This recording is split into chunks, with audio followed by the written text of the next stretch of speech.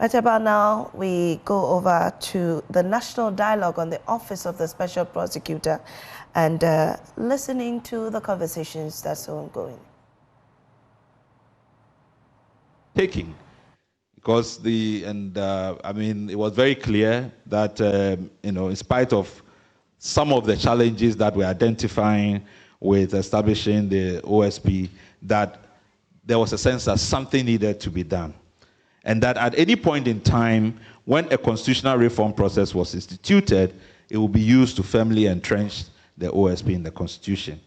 And I must acknowledge that CDD Ghana, with Transparency International Ghana, GACC, played an active role in supporting Parliament to draft the legislation. And my very good friend, Caroline Lamte, who led the DFID group then, were very, very instrumental in the drafting of the OSP law. Unlike any other institution, the OSP, since its inception, has been attacked right from its birth and through its existence. Questions and challenges to its constitutionality in the courts continue. The scope of its powers have been contested, where its laws are more progressive, even though its laws are more progressive than even the Yoko law. And I must say that because what was first drafted, when the first draft that came for the OSP law really modeled or mimicked the Yoko law. But a lot of work was done to try to make even the OSP law even more progressive, particularly in balancing the rights of citizens in the law. And I'm sure Mr. Kissi Agyebeng was saying it's part of the reason he's having problems. So we've seen many efforts to undermine it, to weaken it. In a way, it is reminiscent of the phase that Shraj went through in the 2000s. And if you recall the Anani case, and eventually pronouncing that Shraj could not investigate conflict of interest cases without a complainant, right? And in a way, that interpretation was extended that Shraj cannot investigate corruption without a complainant, right? But interestingly and curiously, we have not seen the same sustained attack on the Financial Intelligence Center, on the IOCO, or the police CID, even though their work is not dissimilar to the OSP. So what exactly is the problem? It says one thing: our rhetoric as a country and our practice are far apart. Every election, parties insist that corruption prosecution is biased and the function must be made independent, and then they turn around and undermine their own interventions. The debate as to whether we should have the function of prosecuting corruption, especially by PEPs, handled by an independent person other than the AG, for me, has been settled after 22 years. For me, it's settled. We've gone round and round and round and round, and we are very clear that we need an independent office. Returning to the pre-2018 arrangement is to send the entire anti-corruption architecture 2 decades back. Moreover, developments around the world clearly affirms the evolution of our adopted anti-corruption institutional framework to be on the right path. More and more states are recognizing that they need specialized agencies, to confront. And now if you begin to think of really the advances in technology and so on and so forth, you really do need expertise and specialized expertise to tackle corruption. So the task ahead is to finish what we started. I'm hoping that this is food for thought. We have a full assessment, very detailed assessment, so I'm sure we can get into this conversation. But I just wanted to whet your appetite a little bit in terms of what really is at the center of our gathering today.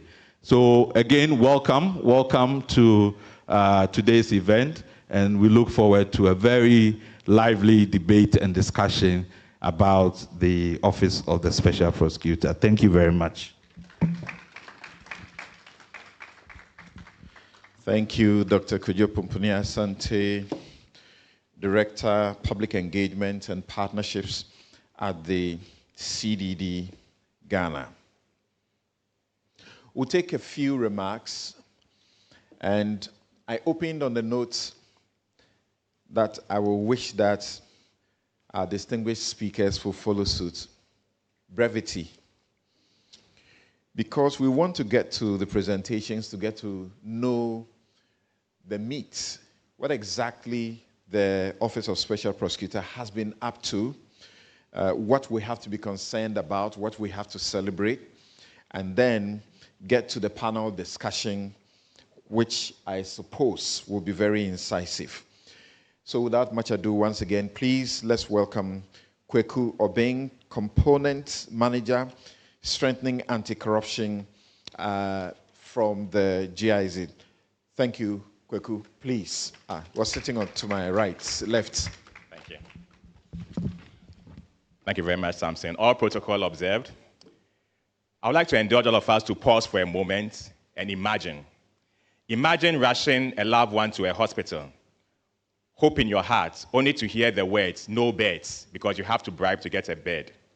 Imagine holding a newborn child, not with joy alone, but with questions shaped by the scars of environmental distraction from illegal mining, because certain people turn a blind eye to illegal mining. Imagine working tirelessly, yet still struggling to afford quality education because the cost is too high and beyond your reach. How would we feel? What would we say? Who would we blame? These are not distant possibilities. These are potential realities. If our efforts to combat corruption are not strengthened, corruption is often quantified in financial losses, persecutions, and global rankings. Yet beyond these metrics, it represents a profound erosion of public trust. It raises fundamental questions. The Office of the Special Prosecutor, OSP, though relatively new, has emerged as a significant pillar in Ghana's anti-corruption architecture. Established in response to growing demands for accountability, the office has faced intense scrutiny from Parliament, civil society, and the public regarding its independence and relevance. Nevertheless, it has demonstrated resilience and remains increasingly focused on executing its mandate. The OSP has investigated cases, numerous cases, secured convictions, from the last count about 7, and helped prevent substantial financial losses. Its public education initiatives have reached a wide audience, while its risk assessments have contributed to averting potential harmful transactions. These achievements are highly commendable. However, public expectations remain high. Ghanaians seek clear, decisive outcomes, particularly the successful prosecution of high-profile individuals and the recovery of misappropriation of resources. And this statement is something I normally hear from my good friend, Mr. Samuel Dakon, as he would rightly say. In fact, today when I was wearing my suit, I had him in mind because he normally wears suits, and I would ever wear African print, but today the tables have turned. These outcomes are essential to sustain public confidence. Further insights into these efforts will be shared during our dialogue, national dialogue today. On behalf of the Participation, Accountability, Integrity for a Resilient Democracy, PAID, the program, which is commissioned by the German Federal Ministry of Economic Cooperation and Development, BMZ, co-financed by the European Union and the Swiss State Secretariat of Economic Affairs, SECO, implemented by GIZ in partnership with the Ministry of Finance, I express our appreciation for this platform, which provides an opportunity to reflect on the establishment and evolution of one of Ghana's key anti-corruption institutions. I also want to commend CDD Ghana for its continued partnership and dedication in advancing anti-corruption efforts in Ghana, as well as all stakeholders present here for your commitment to building a better Ghana. As we engage in today's dialogue, several persistent questions will arise, and this will be part of the solution Ghana needs in the fight against corruption. As I end, normally I end with a story, but my New Year resolution this year is to end with a poem. So when I'm not doing development cooperation, I like to write poems. So a very short poem titled The Office of the Special Prosecutor. In a land we love, where justice must stand, there arises a voice to cleanse the land. Not by might, not by fear, but by truth that makes all things clear. The Office of the Special Prosecutor leads the way, fighting corruption day by day. From hidden deals to stolen gain, they rise to break corruption's chain. When others fear, they dare to act, with law, with strength, with truth intact, to seek, to find, to bring to light the wrongs which are concealed in the darkest night. Yet no institution stands above tests. Perfection belongs to none at best. So when it falters, we must speak, not to tear down, but to make it strong and just and not weak. For truth demands both voices and sides, to praise what is right and correct what is not right. Constructive hearts, courageous and fair, will build a system we all must share. But they cannot stand alone. This fight is ours, it must be owned. For every silence and every excuse gives corruption space and use. So speak, report, refuse the wrong. Stand for justice, firm and strong. Support the work, uphold the call. For when justice rises, it lifts us all. Let truth prevail, let courage grow. Let every Ghanaian rise and know a better nation we can be if we stand for truth and keep it free. Support the OSP, but hold it true. For stronger systems depend on me and you. Thank you.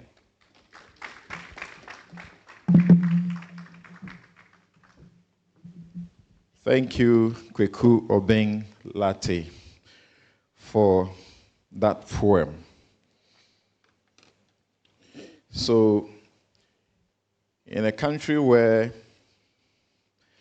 at the end of the fourth quarter of 2023, you could count as many as 747 FM stations, and most of them commercial. You can imagine the kind of situation that the OSP faced. Yes, 747 FM stations. Of course, only 550 are operational. I've not counted television. He said that not the office, the occupants of the office, said on February 28, 2025, what we are used to and know, as said by the Greek tragedy man, that the first truth, the first casualty, truth is the first casualty in war. He said, truth is the first casualty in any criminal inquiry. Let's welcome Mr. Kissi Agyebeng, the Special Prosecutor, for his brief remarks.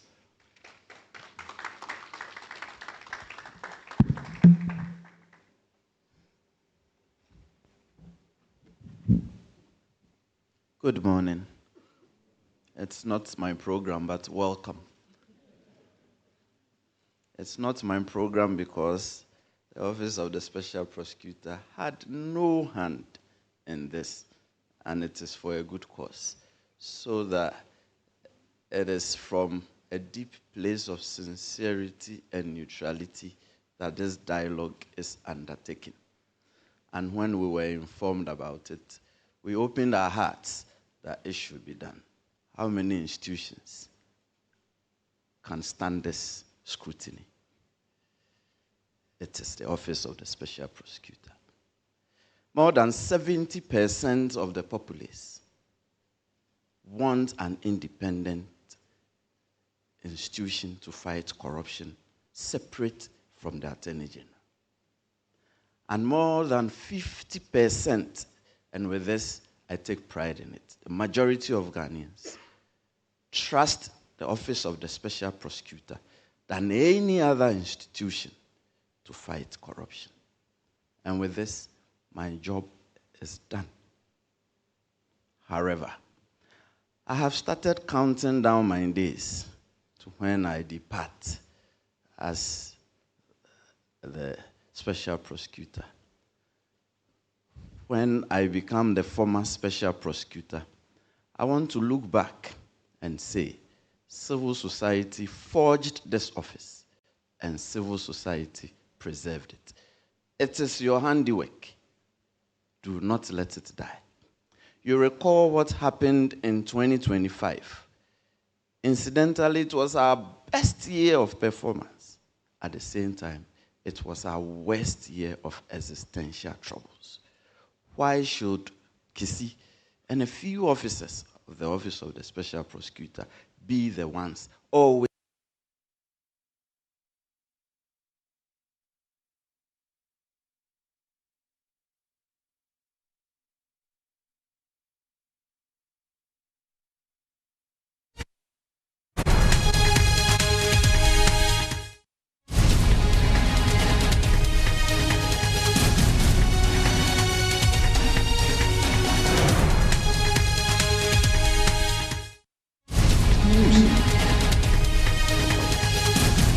And that is why civil society should keep it afloat. I am not known to be diplomatic. I speak what occurs to me. The attempt to scrap the office of the special prosecutor last year is not dead. And this is the charge I'm giving to civil society. It is not dead. It is live. But we should not depend on the goodness of the president to say, withdraw it from parliament. Rather, we should build this institution for the ages, an institution which stands the test of time. I was approached in respect of how to reform, and a lot of the talk I heard was revolving around me. And I told these well-meaning people that do not make proposals because of my nature. Some may see me as good, some may see me as evil. But do not turn legal provisions around my traits and characteristics. And the same way I'm saying, do not let this office's existence depend on the fact that the president wants it to operate, as we saw in December 2025. Secure it, bound it up, board it up well. And now we have a glorious opportunity with the Constitution review process. Let it be stamped in it. And we are gratified that the committee, the Constitution Review Committee, put such a proposal in it.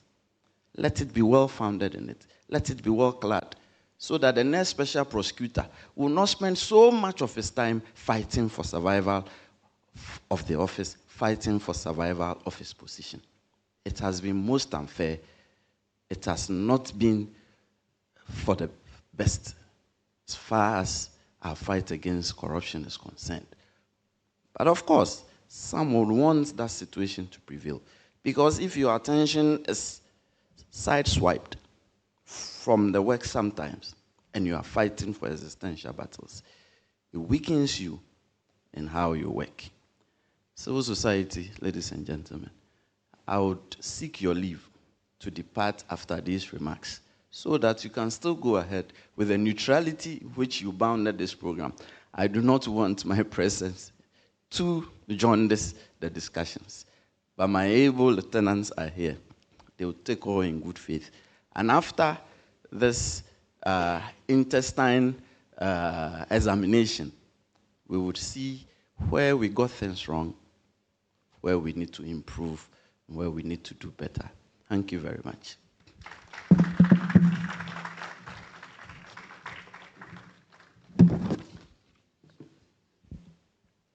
Thank you very much, Mr. Kissi Agyebeng.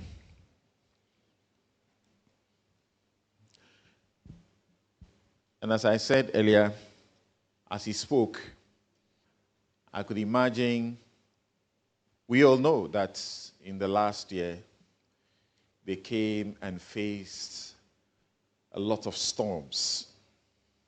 So if you have as many as 550 radio stations in operation, and you have as many as almost 130 television stations for a small country like yours.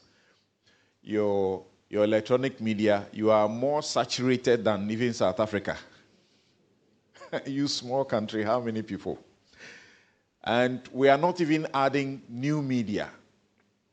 So you can imagine, every day, every minute, you are in the eye of the storm. I don't know how they manage it, but I think they have done well. Please, a round of applause for him again. If I have as many as 700 traditional media on me every morning as a topic to talk about, I'm not sure I can even survive it mentally. So let's get to the point where we get to appreciate the work that has been done by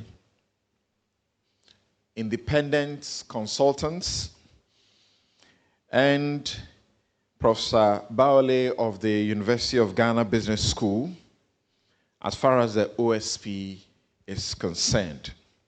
So we are going to take a presentation of assessment by the consultants. We will begin with the independent consultants right here in the auditorium with us.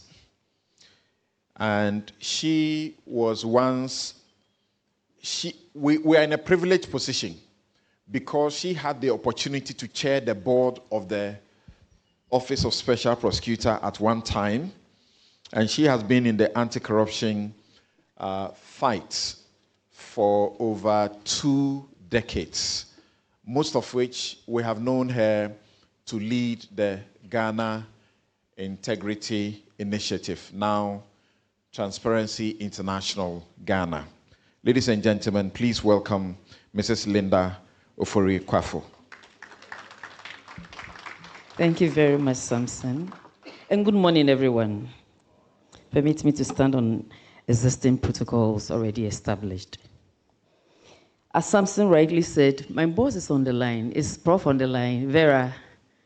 Okay, so my boss is Prof. He is the boss, and I'm the boss lady. Okay, so we did this work together. Currently, I work with Adam Smith International, implementing a project in Ghana called Tackling Serious and Organized Crime Program in Ghana. My presence here today has nothing to do with that. I want to establish this before I continue. As rightly said, I am an independent consultant on this, but because I've been with the OSP in the past, CDDD wanted to ensure that my biases are not captured or influenced, does not influence this in any way. So Prof, the big Prof from the University of Ghana was attached to myself, and we did this work together, and I enjoyed working with him. He's really a great professor, and I'm presenting on his behalf. At some point he'll come in. I'll try to be very fast with the presentation because we don't have too much time on our hands. So then we would be able to have a great discussion. It's very important also for me to state that today's gathering is also a validation of some of the things we are hearing, we are going to discuss here. And before we leave, your inputs would be summarized and added to the assessment one way or the other. Okay, so Vera, if the slides can start rolling. I have some few slides that I will just want to roll quickly. Take it from there. So then, oh, look at me. So let's take a quick survey.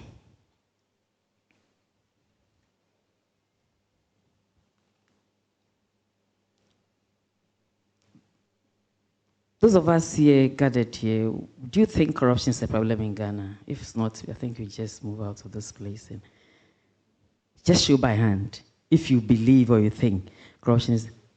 Some hands are down. Okay. Those who are of the view that corruption remains a significant challenge, in Ghana? I want to see your hands. So majority of us actually agree that corruption is a big issue so far as the country is concerned. For that matter, this conversation can continue. We are also very familiar with some surveys or researches that is done year in, year out, as far as corruption is concerned. You know, the Corruption Perception Index, annually launched by the Transparency International, by Mrs. Mary Ada and her team, and you know how Ghana has been performing. If you are a father or a mother in this room, and your child is Ghana, and Ghana keeps scoring below 50%, stagnating between 42 to 43 over a period of time, will you be happy with your child? Will you be happy with your child? No. So obviously Ghana has not been performing well. On a scale of 0 to 100, Ghana has not scored beyond 48, best score ever in 2014. Afrobarometer survey, just the CPI, the Afrobarometer survey, round 10, actually also pointed to the fact when a question was posed, so Afrobarometer does not only capture corruption, that's all other things, but on the subject of corruption, in 2024, 73.9 in responding to the question is in your opinion, over the past year, has the level of corruption in this country increased, decreased, stayed the same? 73.9 of the Ghanaians believe that corruption had increased between 2023 and 2024. We all know the case of the independent special prosecutor. A lot has been done by governments, all state and state agencies as well, development partners contributing, civil society organizations, importantly, and citizens contributing to the fight against corruption. One of the persistent solutions offered to address corruption in Ghana prior to the operationalization of the OSP in 2018 was that Ghana needed an independent prosecutorial anti-corruption office. So we did an independent institution with prosecutorial powers. What Attorney General is constitutionally mandated in Article 88 for, there was a practical challenge, and you and I, it's common knowledge, unless of course this subject is new to you. But if not, there was a common challenge, a practical challenge that the Attorney General had difficulty in prosecuting people, ministers, and that are his or her peers, because they were all always appointed by the president. And you know, this statement you see on the slide right now is captured from the Constitution Review Commission of 2011. Captures this clearly, that's the challenge that the Attorney General had in prosecuting. That is why we needed an independent organization with prosecutorial mandate. The popular prescription was to separate Attorney General from the Minister of Justice. Governments in and out have never been, we're not able to do so, and still we still have Attorney General function still linked to the Minister of Justice function. The government of the day then preferred to create this new organization or specialized agency, and then in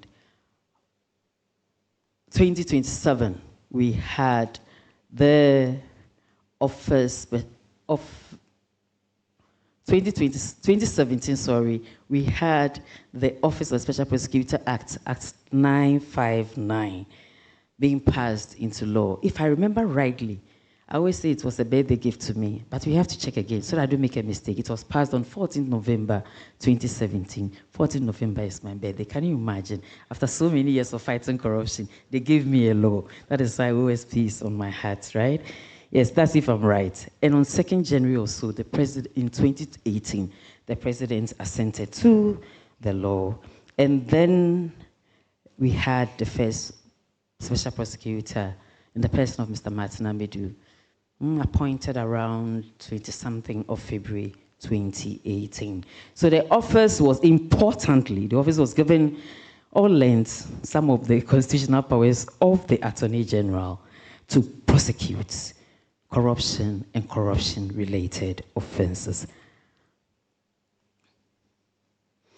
So if you look at this on the screen, you see when we had the Martin Amidu era, at a period when he resigned, we had no special prosecutor. We had a deputy, but then we had no special prosecutor.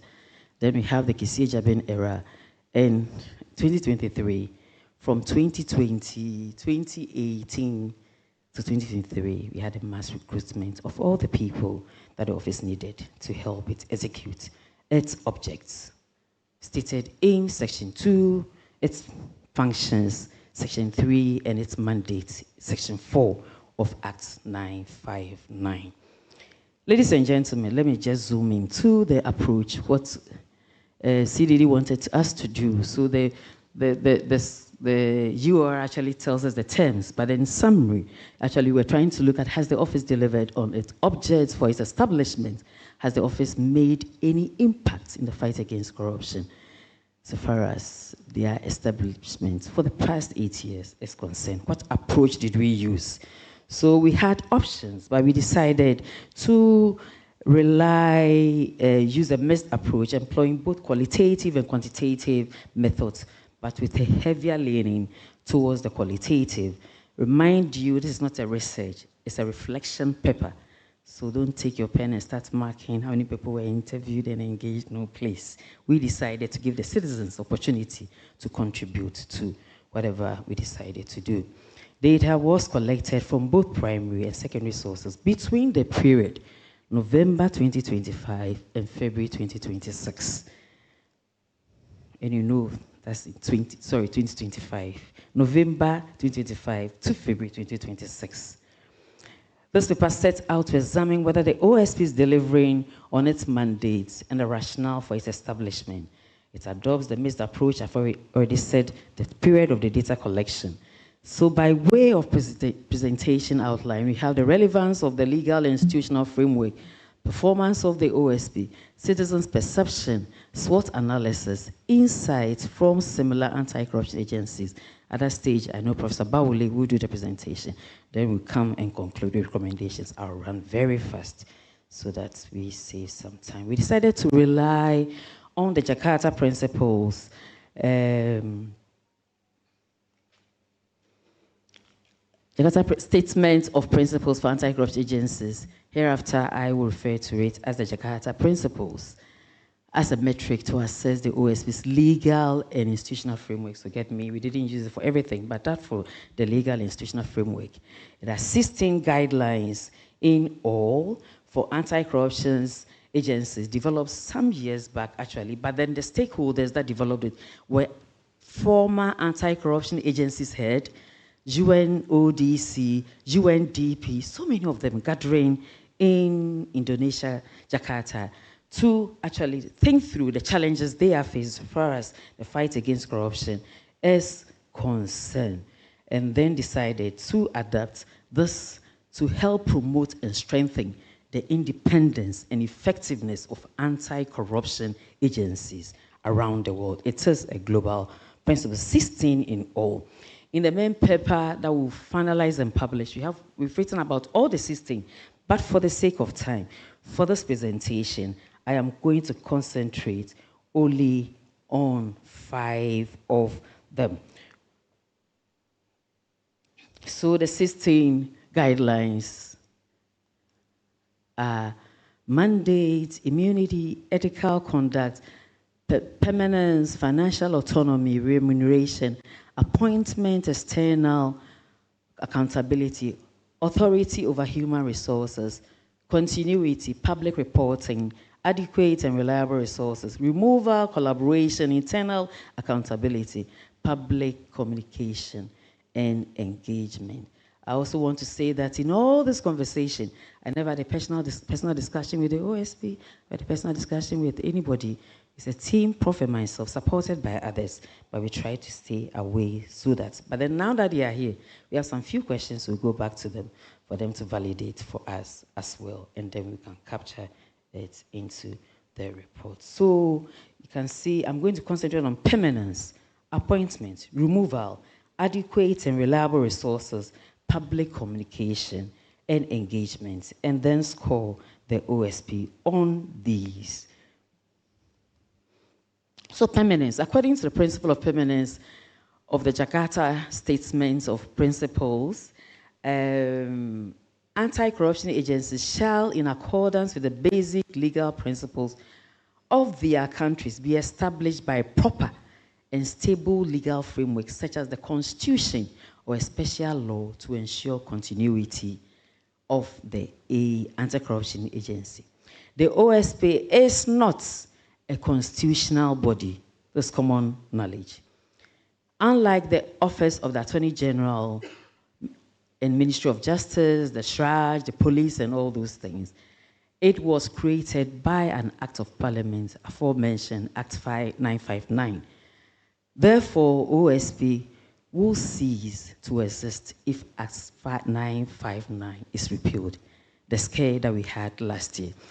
Bear in mind, the principle said either by the Constitution or by a special law to ensure continuity. OSP was established by a law, a special law. But then in this country, anything is possible. There was a bill in Parliament last year aiming to repeal the OSP. So then, if you want it to have permanence, to enable us deal with the canker of corruption, that is the significant challenge the country faces by way of development, then we should ensure the OSP is here for life. So by this, the OSP is only partially compliant with this principle. Appointments. And when we were trying to get the OSP Act in place, civil society actually debated, organized roundtable discussions, fought very hard. We wished that we could have had a competitive process by which we would have selected a special prosecutor because of the independence nature that we were aspiring. But then politicians will have their way, and they said they will still want to go by nomination, appointment, parliamentary approval, the same way we've been doing things in this country. So we were not successful on that front. By this, ASC says shall be appointed through a process that ensures his or her apolitical stance, impartiality, neutrality, integrity, and competence. The current arrangement where the executive begins the process and ends the appointment does not quite guarantee impartiality, since president could appoint persons whom they, in their mind, perceive that they could control. Although the two special prosecutors Ghana has had so far have demonstrated their I've practiced you several times in the house, unsusceptibility to political control. The apolitical stance required to perform this job might be an issue in future. We might not have a Martin Amedu, we may not have a Kissi Agyebeng. In future, we might have Mr. Solomon Esiedu. Mr. Solomon Esiedu could be easily, what? If that is anybody's real name, forgive me. So please, we need to do something about the appointments if we really want to have. So then by appointment and by the Jakarta principles, procedure is therefore only partially compliant to the global principles that have been put in place to support the work of independent anti-corruption agencies. Removal. So by removal, you know, we have actually outlined in the law the nice procedure, the difficulty, and then you have an issue, you do A, B, C, D, set up a committee to make, all those things have been done. But from recent experience, anybody, Ghana has a record of being able to remove a chief justice. And let me say this. I have young men as children, I have only men. And one of them said, he couldn't imagine it, that the chief justice could be removed. I was surprised when I heard it. I smiled and I passed by. I said, you are growing up. You are in a country called Ghana. Anything is possible. So according to section 13.5 of the OSP, the special prosecutor shall be in office for 7 years. That we secured. Government come and go, SP can still be there. without the opportunity for a term renewal. But the deputy we know has a term renewal for 2 terms, 5 years per each term. Section 15.5 of the Act details the processes for the removal of the prosecutor, similar to the process for removal of the Chief Justice. So on this, Act is therefore fully compliant, ladies and gentlemen, fully compliant according to the principle, but in reality, my heart still beats. Anything is possible. Adequate, reliable resource. We know. We've been comparing them to other organizations that have been in existence, and look at how much money we gave them. No.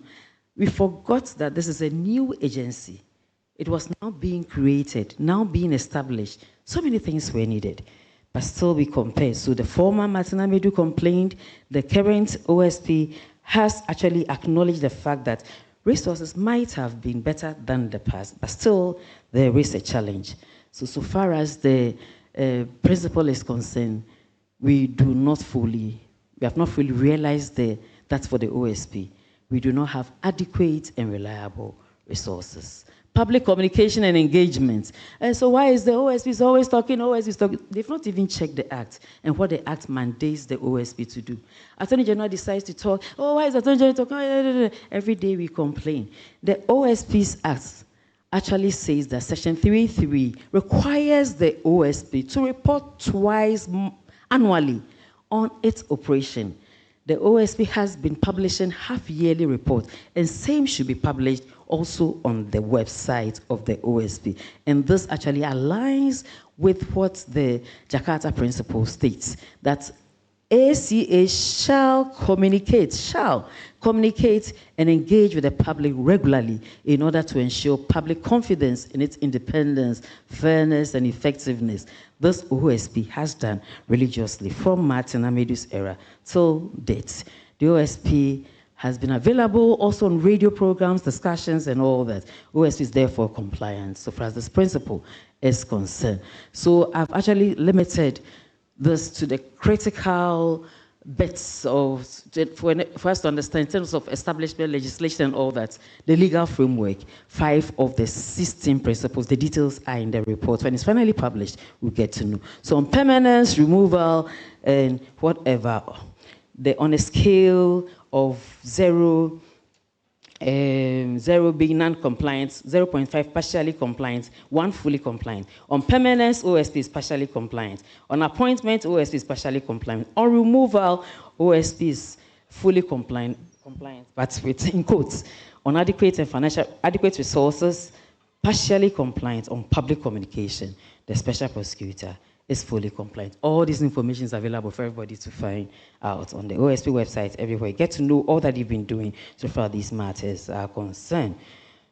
As a summary, OSP is fully compliant 2 out of 5 and partially compliant on the remaining 3 of the critical Jakarta principles that is intended to strengthen, embolden, and make an anti-corruption agency very effective. Now we move on to the other part of this report. I must say that if you look at the Section 2 of the OSP Act, it talks about an office that is mandated or has the responsibility to investigate corruption and corruption-related offences.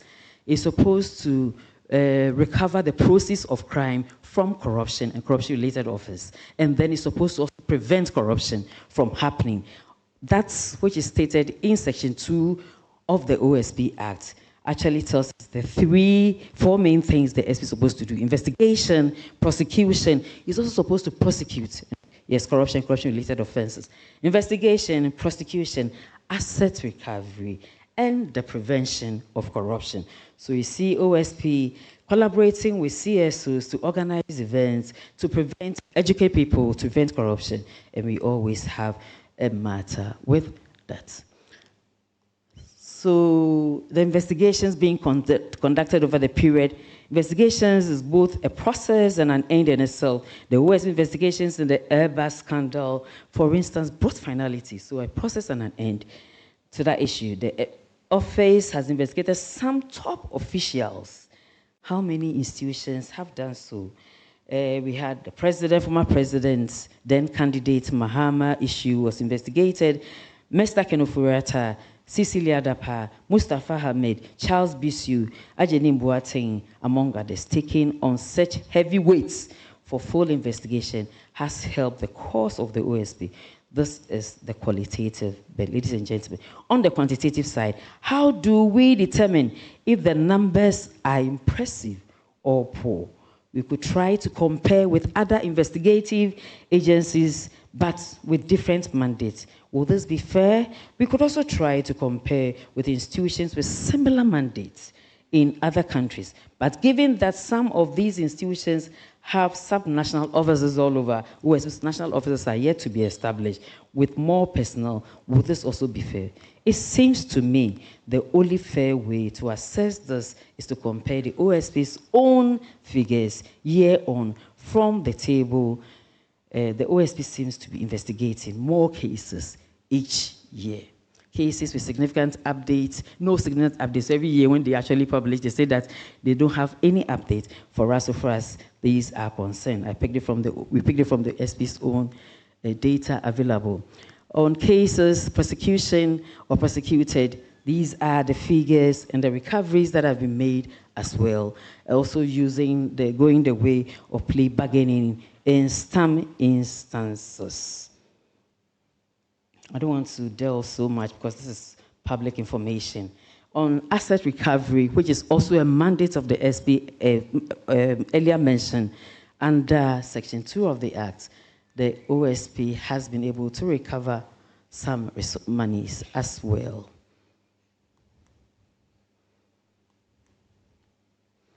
Some loss averted. OSP has also captured some money, so preventing, in my view, this should actually be captured under prevention of corruption, so because they prevented it, but currently the OSP captures the loss averted under asset recovery. Prevention of corruption, the OSP has done a lot. Prevention, they did a corruption risk assessment at some point. Anti-corruption education is always ongoing. They do outreach, and they also have something they call Youth Against Corruption Initiative. And all these actually contribute to the prevention mechanisms that they have put in place as their law mandates them to do. And one of the quotes that I saw that was quite interesting was from Tema International School, where said, at first the topic of corruption scene, students were really, really enlightened when they had an encounter to engage the special prosecutor. We move on to some citizens that we engaged. Ladies and gentlemen, citizens are the biggest stakeholders of the OSP as they are the funders and beneficiaries of the OSP's work. It's therefore important to obtain their feedback on the office work. The paper undertook an online survey in the month of February 2026 on relevant themes among citizens across the country. We surveyed 412 people. The male proportion of the student respondents was 53.9, while the females were made up 46.1. The age bracket, we have 36 to 60-year age group made up most respondents, followed by the 18 to 35, making up the second level of respondents, and the above 60 age group also responded as well. Now these questions were posed to them. Ghana needs an independent anti-corruption office that the government cannot control. From the graph, the combined strongly agree and agree respondents combines and up to 94%. This is good news. People admitting the fact that Ghana really need an independent anti-corruption because all the organizations that we had in the past have not been able to deal with the issue, not because they are not effective, not because whatever. Corruption is a big, gargantuan problem that we have to tackle with all the seriousness that it requires. Then institutions trusted to fight corruption. Ladies and gentlemen, I'm happy to inform you that each respondent could actually choose as many, more than one institution. The OSP led the vote with 55.2%, followed by Shraj, then Yoku, and then Attorney General. 15% said they did not trust any institution. They don't trust any institution, that you can even bring institution from heaven, they wouldn't trust them to be able to deal with the subject. Confidence rating in reporting corruption to the OSP. How confident are you in reporting corruption to the Office of the Special Prosecutor? The very confident plus confident responses make up 47.4. A significant 26 is neither confident nor lacking confidence. This is very important note for the Special Prosecutor's Office. The impact of the OSP's work. The work of the Office of the Special Prosecutor is making government officials more careful about engaging in corruption. A combined 55.1 of the respondents strongly agree, and agree responses indicated that the OSP is having an effect. Specifically, it is making government officials more careful about engaging in corruption. And almost a quarter, 24.1 of the respondents, hold the view that the OSP is not affecting the anti-corruption landscape. This is what the people that we engaged said. You are here, you are part of citizens, because we knew there was going to be a validation meeting. After that, tell us what you also think, whether the OSP is making an impact or not. Yes. Level of support to the OSP. Is the OSP doing a good work and should be supported to do even better?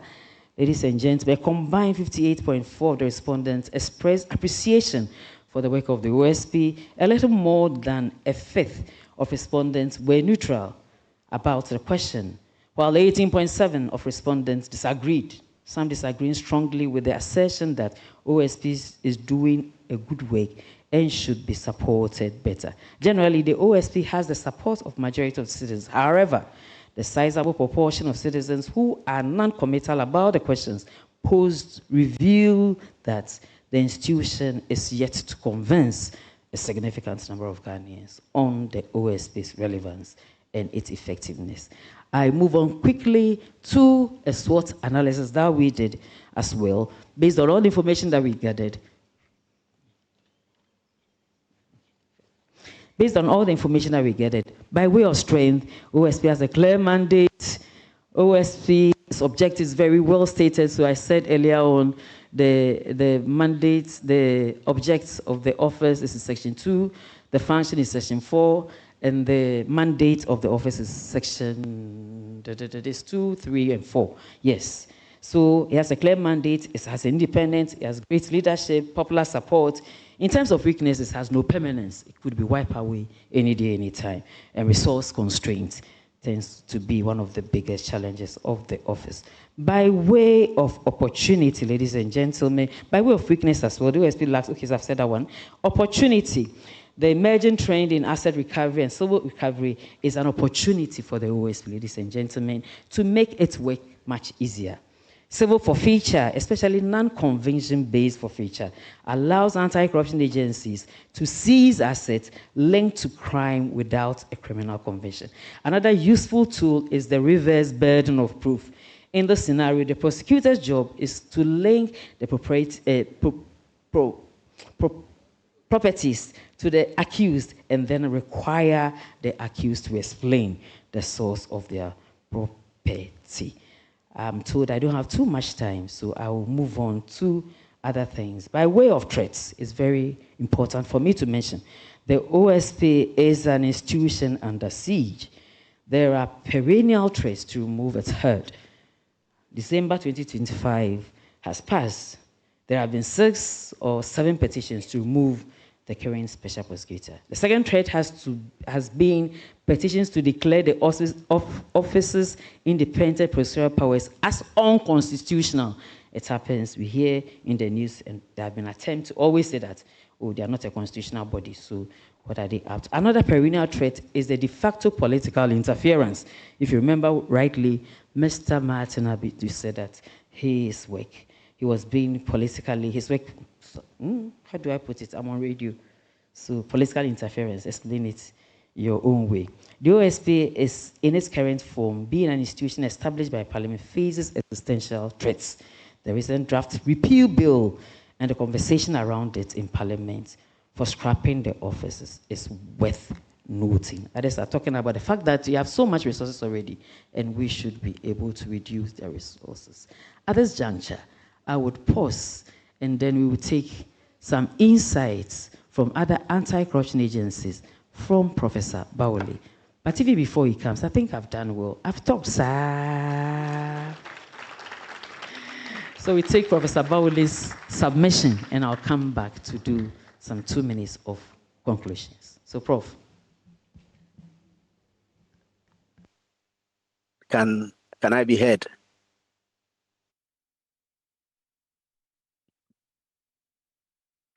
Hello, can I be heard?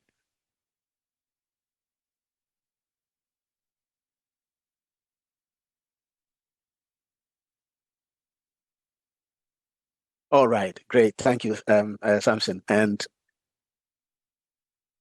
I will do that. I will try and do that. I will summarize what we have put together. Thank you for the opportunity. Just to acknowledge the chairman of my church, Apostle Eric Nyamiche. Papa, I agree to you. So we also, as part of the job, we had to look at what exists in other jurisdictions.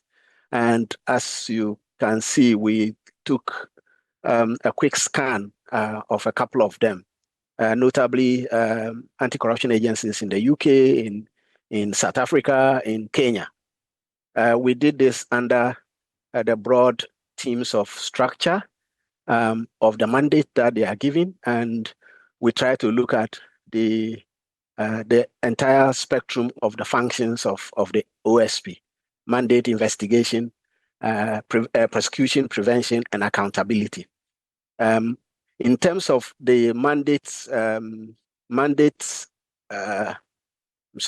terms of the mandate structure, I hope I'm going forward. I'm not going backwards. Okay. Yeah. Okay. Okay.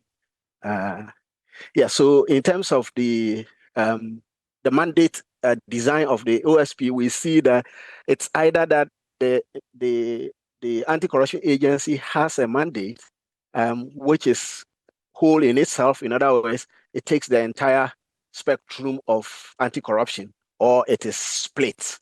In our OSP, we have the entire spectrum from investigation right to prevention, which gives it a certain level of control. And this, if you were to compare with the CDOT Fraud Office of the UK, which also has an integrated function, like the Sierra Leonean Anti-Corruption Agency, which also has an integrated mandate, it helps it to be able to be in full control over the processes from beginning to end. In other areas, you will find, for example, in Kenya, you will find split mandate. The agency has some mandate, some other agency has mandate for other parts of work, which creates problems. And so for our OSP, this is a good sign, because then largely it has capacity to begin an investigation and finish it without relying on other things. But that mandate, we are told, also can lead to an overexertion and overextension. Sometimes it makes the institution, quote, too powerful. And here we say too powerful, being mindful of our constitutional rights as individuals to be heard and not to be dealt with in a manner that does not respect our rights. And Samson is a lawyer, so this is extremely important. We also looked at independence, which a lawyer has dealt with very clearly. The independence here, we looked at particularly the ability of the anti-corruption agency to select cases that it wants to focus on, to initiate charges, and to compel cooperation, and to ensure that this is something that they have choice over. In some jurisdictions, the choices of the cases can be really a matter of contestation. What matter you decide to investigate or not investigate can have can be political. So our anti-corruption agency, the OSP, has the capacity to do that. But we also looked at the the structural issues and exposure of the OSP. And I think one of the biggest challenge that we think exists in our case is the fact that the OSP, as we understand, and the lawyers can explain this better, has to sort of does not kind of have the overall mandate of prosecution, and the conversation around whether or not the functions actually conflict with the functions of the Attorney General is something that the lawyers can better explain. So we looked at that. In the case of sorry.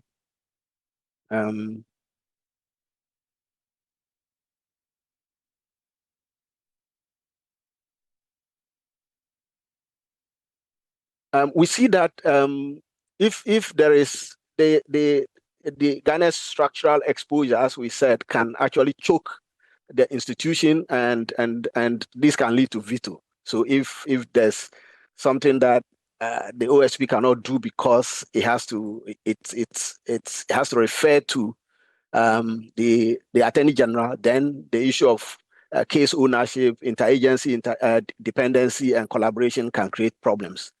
The case in Kenya is a bit, it actually signifies this. The UK Serious Fraud Office actually has oversight over the entire process, and they also have a strong institutional oversight, but not political interference. So in this case, we want to look at the Ghanaian case as something that we especially with political interference, as a major consideration.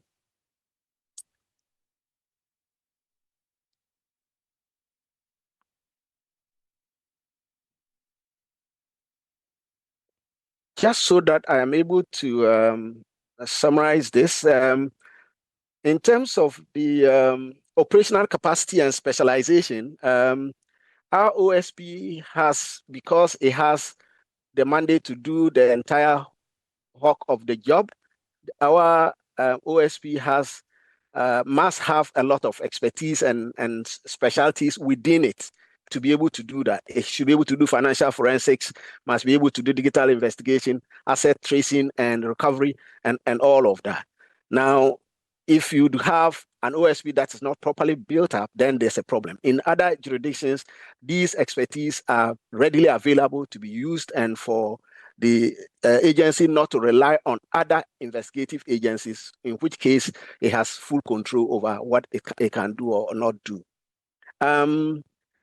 It's also about the prosecution and court pipeline dynamics. Usually the speed at which investigation can go, the speed at which the special prosecutor is able to determine the speed of cases in court, and all of that has implications. Of course, that actually weakens the OSP's capacity to speed up processes, and the issue of going back and forth in courts can have significant implications. So if OSP were to sequence its investigative and its operational activity from beginning to end, and certain part of it is such that they do not have control over, it will be delays. And Ghanaians always want the issues to be as quick as possible. And so that's something that we think should be looked at also.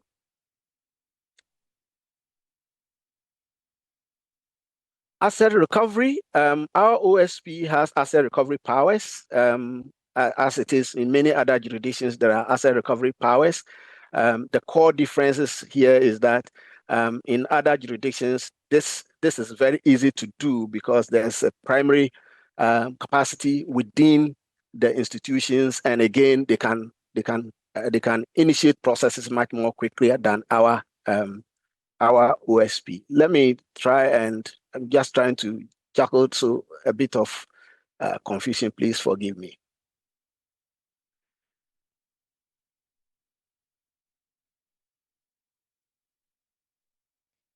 If you look at the comparative prosecution lessons, you will see that, for example, in Kenya, prosecutor control actually shapes outcomes, and if the courts is not able to fast track the processes because of legal gymnastics, then there's a problem. So this is something that also we need to look at.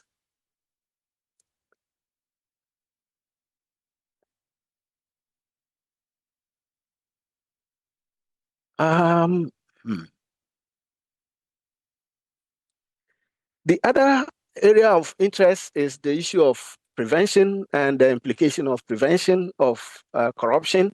And this usually would be the most important part of the job of the OSP, because as Linda said, prevention helps to avoid the occurrence of this in the first place. And if there is a way to prevent, and these have to be preemptive to ensure that the OSP does not allow the things to happen before we go chasing, then a lot more must happen. And in many places, preventive anti-corruption activities are much more pronounced in some other jurisdictions. For example, in the UK, where the agencies can go much more faster. Where there are distributed accountability, and here the distributed accountability has to be the fact that one case is split across multiple agencies, and therefore accounting for a particular case and its completeness does not depend entirely on a particular agency. In our case, we have the complete picture, and so it's possible for us to be able to speed up a bit of the processes and for her to hold the OSP completely accountable, only subject to the processes in law courts. I think I want to stop here. The report is quite detailed, and I would urge that we take a cue from it and perhaps get a lot more. And during the conversations of the discussion, I could throw a little more light. Thank you so much. I'm sorry for this sort of disjointed presentation. Thank you. He's been able to make his presentation. Some feedback by way of recommendations, and based on all that has been presented so far, the recommendations are that, look at me, I'm really growing old. Okay, so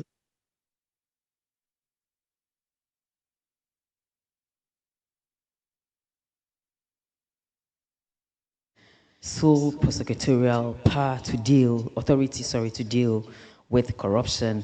Financial autonomy is obviously a recommendation. Unexplained wealth order, and then capacity enhancement. So then if you're actually carrying out all these four governments of investigations, prosecution, prevention, and all that, then OSP should be well capacitated. I don't know whether now they are. I'm sure most of us know they are here, and they can actually confirm whether they are fully capacitated or not.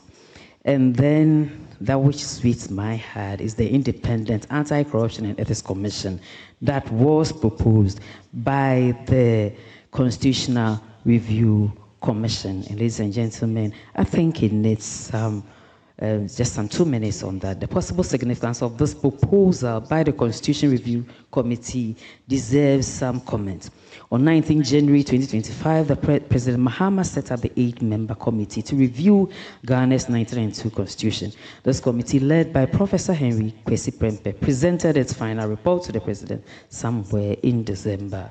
The committee inter alia proposed appropriate amendment to Article 883, 884, 218B, and 218E to take away the authority, the Attorney General's authority to prosecute corruption and corruption-related offenses, entrust corruption investigation powers, and vest all authority for prosecuting corruption in a proposed independent anti-corruption ethics committee. The committee further proposes, in this regard, that the Anti-Corruption Ethics Commission take away or merge with the legislatively established Office of Special Prosecutor to create a one-stop shop for all corruption and corruption-related prosecutions.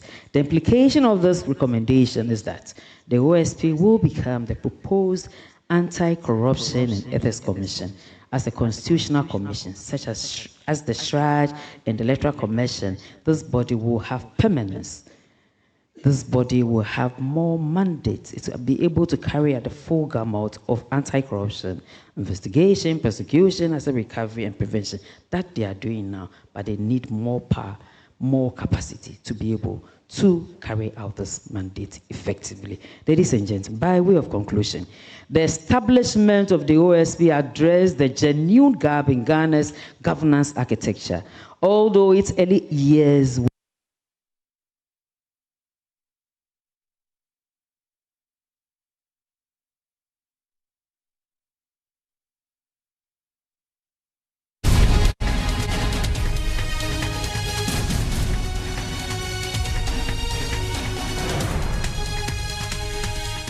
work that you have undertaken. It's really nice to see Linda after many years, and nice to see a number of familiar faces there as well. I wish I was there in person. I think for Kenya, just straight on to the presentation, and I'll not even attempt a PowerPoint at this point because you've only given me 5 minutes, and I think Prof has already alluded to some of the structure and the functioning of our anti-corruption infrastructure, in the sense that it is we have investigations that are done by the Ethics and Anti-Corruption Commission, that's the Anti-Corruption Authority. Some are done by the police, under the Director of Criminal Investigations. And then we have the prosecutions that are conducted by the Office of the Director of Public Prosecution. So there are split roles there. It has also presented a big challenge. One would argue that, well, it's good to separate the mandates, also for accountability, for objectivity. But then I think in the bigger scope of things, for us, what we've seen many a time is challenges, because we have also seen the Ethics and Anti-Corruption Commission sometimes fight with the Director of Criminal Investigations over who's investigating what corruption case. Sometimes they are both investigating a case, and sometimes you find that the political class likes that kind of lack of clarity or double roles, so that then when things come to a head, they may know which agency to influence to pull out or withdraw a case. And many times they will withdraw an investigation that is weaker. And many times it will be that of the Directorate of Criminal Investigations, because that's under the National Police Service. The Ethics and Anti-Corruption Commission is a statutory body established under an act, the Ethics and Anti-Corruption Commission Act, and which is pursuant to Article 79 of our Constitution. So it is well protected. I'd say many times independent, and many times it will fight out for cases that it has worked so hard to investigate. And we've seen that even more recently, especially in the last 4 years, where there's been a lot of attempts to withdraw some of the corruption cases which are touching on some of our political connected individuals, political elites, or even some of the politicians. And many times you find that these cases are withdrawn, and the next thing, the person is being presented for public office. So we have kind of drawn a pattern between attempts and even successes in withdrawing cases by the Office of the Director of Public Prosecutions. And then the next thing, the people are appointed. It means that there is a lot of political influence and breach into the role of the Office of the Director of Public Prosecutions.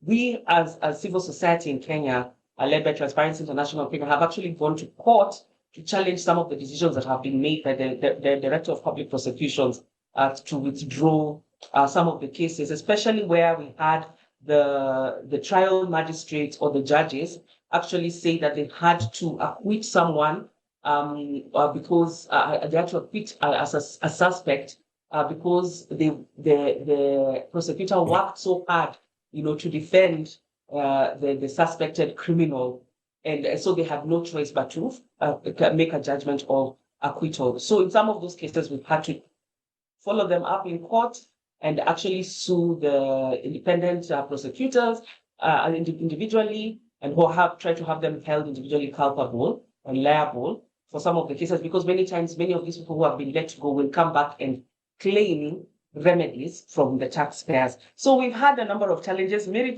asked me to talk about successes, but I can tell you, Ghana, first of all, you're doing better than us in the Corruption Perception Index. I heard you say that you're in the 40s in terms of the scores. I think you're 40. You scored 43. We scored 30, and we've never gone beyond 33. So where you have challenges, we have sometimes more challenges in regard to the fight against corruption, but we're trying because we also, I think, have what we call a very strong legal and constitutional framework. The only problem has been in the implementation, particularly in trying to curtail some of these institutions. But we believe that institutions like the Ethics and Anti-Corruption Commission, which was established to provide oversight into issues of ethics, integrity, and accountability in regard to state operations and public affairs, has actually really tried, despite some of the limitations that it has faced. Many of the limitations touch on human resources. It still has limited staff, qualifications of the personnel, when you look at also the technical capacity, but also our commission has really forged highly beneficial partnerships with some very, very expert institutions, which have really supported investigations into corruption, like the United Nations Office on Drugs and Crime, we have a national crimes agency. I've heard you talk about the UK Serious Fraud Office. They've also been quite instrumental in terms of giving our entities support. We have entities from the US, FBI, and so on, which our commission has also worked with to try and strengthen its investigations. We have had challenges in regard to financial resources, and it meant that they have to prioritize the cases that they deal with. It means that many of the complaints that sometimes are presented to the Anti-Corruption Commission are not dealt with, and they have to prioritize on some of the high impact, cases, high value in terms of the ones which are you're touching on a lot of money in terms of when you look at the money in question, as being suspected of having been stolen or misappropriated or abused and so on.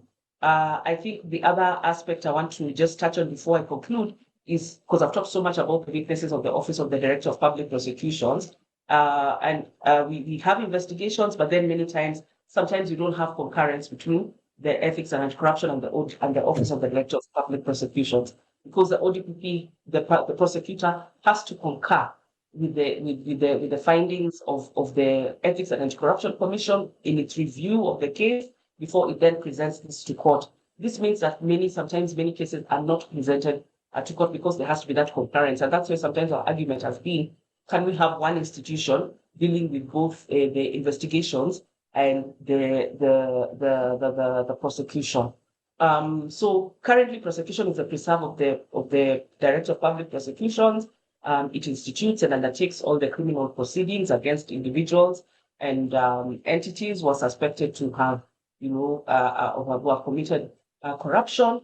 But also, I want to just mention something, that it has also been involved in investigation, because even though its role is prosecution, ancillary to this role are powers to require other agencies, such as the Anti-Corruption Commission and the National Police Service Commission, to investigate corruption cases. And this means that there needs to be a very close coordination between these agencies.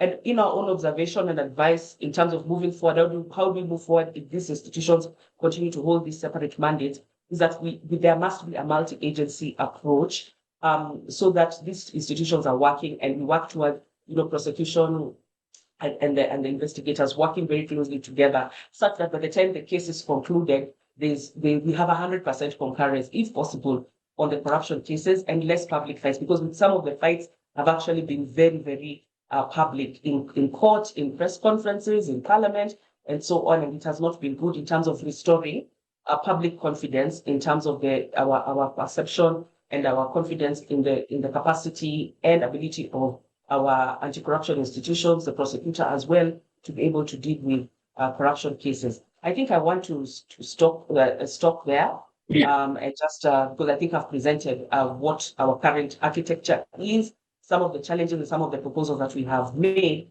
to be able to see better success in the fight against corruption, particularly in regards to investigation and prosecution of corruption cases. Thank you very much for those insights. Now let's hear the situation in Uganda. I presume it's good morning in Ghana. It's good afternoon in Kampala. Yeah, thanks a lot for giving me this opportunity to share with you some of the things that are pertaining in the anti-corruption sphere in Uganda. The main agency that oversees issues of anti-corruption in Uganda is called the Inspectorate of Government, and this one is headed by the Inspector General of Government. But having said that, we have quite a number of parallel institutions. The last time I counted, there were about 14 or so, who are also dealing with issues around corruption. In terms of the legal framework, we have quite a robust legal framework. There are more than 18 laws that can be used against any of the corrupt, anyone who is alleged to be corrupt. Yeah, having said that, the main function of the Inspectorate of Government, first of all, they deal with issues around corruption. Second function, they act as the ombudsman of the country. That's checking excesses of government officials and so on. Then they also are in charge of the Leadership Code Act, which pertains to monitoring the wealth of the key leaders. We have a schedule which shows which leaders are supposed to be monitored, who are supposed to declare their wealth, and so they're in charge of monitoring all that. Yeah, so like what the rest are doing, they don't differ much. Of course, they work around issues of investigation, and they also prosecute. Our Inspectorate of Government has the powers and the mandate to prosecute. They can investigate a case and prosecute it to its logical conclusion. They carry out prevention, deterrence of corruption. They do carry out a lot of education of the masses, sensitization. They do also some research. They do research. They also provide a reporting platform. Anyone can report on their various platforms, be it on social media or just a phone call away. Yeah, having said that, I was requested to give light on the engagement of civil society with the Inspectorate of Government. What I would say is that we do have a cordial relationship in that we do a number of things together. We do have joint activities with the Inspectorate of Government. We do carry out joint work during the Anti-Corruption Week. We have joint community sensitizations and so on. Then we also, of course, fall back to them in case as for society we need backup during capacity building in the fight against corruption. We recognize that as civil society, we might not have the technical know-how. So sometimes we do call on the Inspectorate of Government to come over and give us backup. And I've done this on several occasions, and it has been quite successful. Then also, among other things that we do with them, issues around policy formulation. We have joined hands with the Inspectorate of Government to push for amendment of certain laws. I can give an example of the amendment to the anti-corruption law, which had not provided for declaration of wealth of leaders, spouses, and children, but we joined hands with them, and the law was amended. So right now, yeah, the whole family has to declare their wealth. Then also Leadership Code Tribunal. We took a long time without having that tribunal in place. So a lot of leaders would escape prosecution because there was no tribunal in place. A number of examples are given. Some of them are quite prominent people in parliament, prominent people in government. What would happen when they are taken for prosecution? When they are sentenced, they would appeal and quote the law. The law says it's the tribunal that's supposed to pass judgment on them. Yeah, so we have also carried out joint monitoring exercise, and what they call the TAC, that's the Transparency, Accountability, and Anti-Corruption Framework. This carries out monitoring of services, especially at the lower levels. So, of course, civil society is closer to the masses, or so we claim, but I think it's true. So they usually come and we do that joint monitoring together. Yeah, and of course, the number of areas we also work with them, like research, etc. Maybe the most recent engagement we have had with the Inspectorate of Government was just last week. In fact, when Mary contacted me, I was in that engagement with the Inspectorate of Government, and we're looking at the CPI. Our CPI score in Uganda is quite low, it's at 25. And we're looking at ways of how to ensure that this CPI improves. So the meeting brought together Transparency International Uganda, Inspectorate of Government, and other key players like the Directorate of Ethics and Integrity, the procurement people. And so it was quite a big event. That shows how close we are in our collaboration between the Inspectorate of Government and civil society. Yeah, and also we do share information.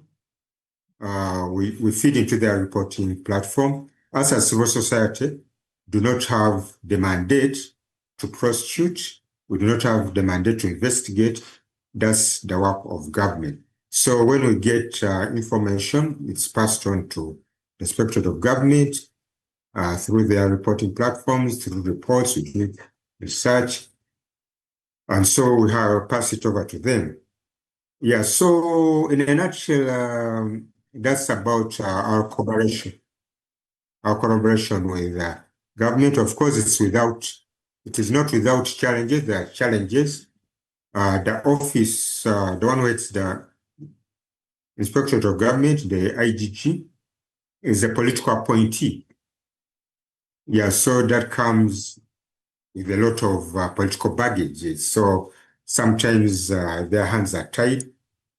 They can't prosecute some cases, or it seems that they don't have the clout. Of course, there's that big fish, small fish syndrome, whereby it appears they only go for the small fish and the big fish escape. Then, of course, yeah, the issues of resources. Yeah.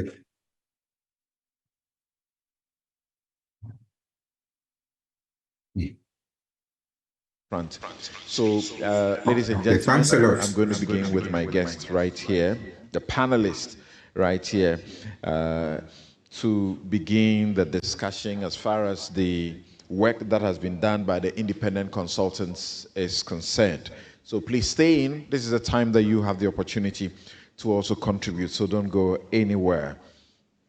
I'd like to begin with Mary. So I'm beginning from a point of a recollection, remembering how your organization, helping Manasseh Azoria, we need to do investigations as far as Ejenim Boating Ejeye is concerned, the former boss of the PPA, Public Procurement Authority. In 2020, I suppose all of us know what happened as far as he was concerned. He was put in charge of that institution, and as we understood by the investigations from SRAJ, with the support from Martin Amidu's office at the Office of Special Prosecutor, when he took over office, his accounts held just about 40,000 Ghana cedis. By the time he was busted on the contracts for sale, his account held in excess of 45 million Ghana cedis. As we understand, he is still standing trial after President Akufo-Addo sacked him, but the money that we needed to stop, the OSP stopped it briefly, but that money, he's managed to take all of it out of his bank account. So what's the point? I'm using that to ask a question about the performance of the office. What's your verdict? Thank you very much, Samson, and thank you to CDD for giving us this opportunity. I believe the verdict has been very clear from my former boss and Prof. Bauli when it comes to the functionality, judging them per the various functions or their mandates. For me, if I'm speaking as an ordinary citizen, which I am here to do, I believe that the OSP has done a good job.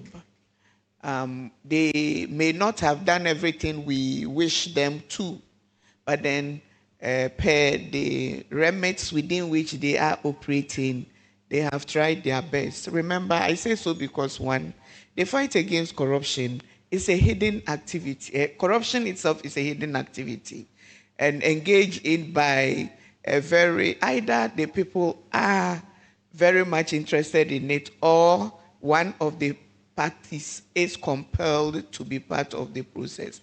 So it's hidden.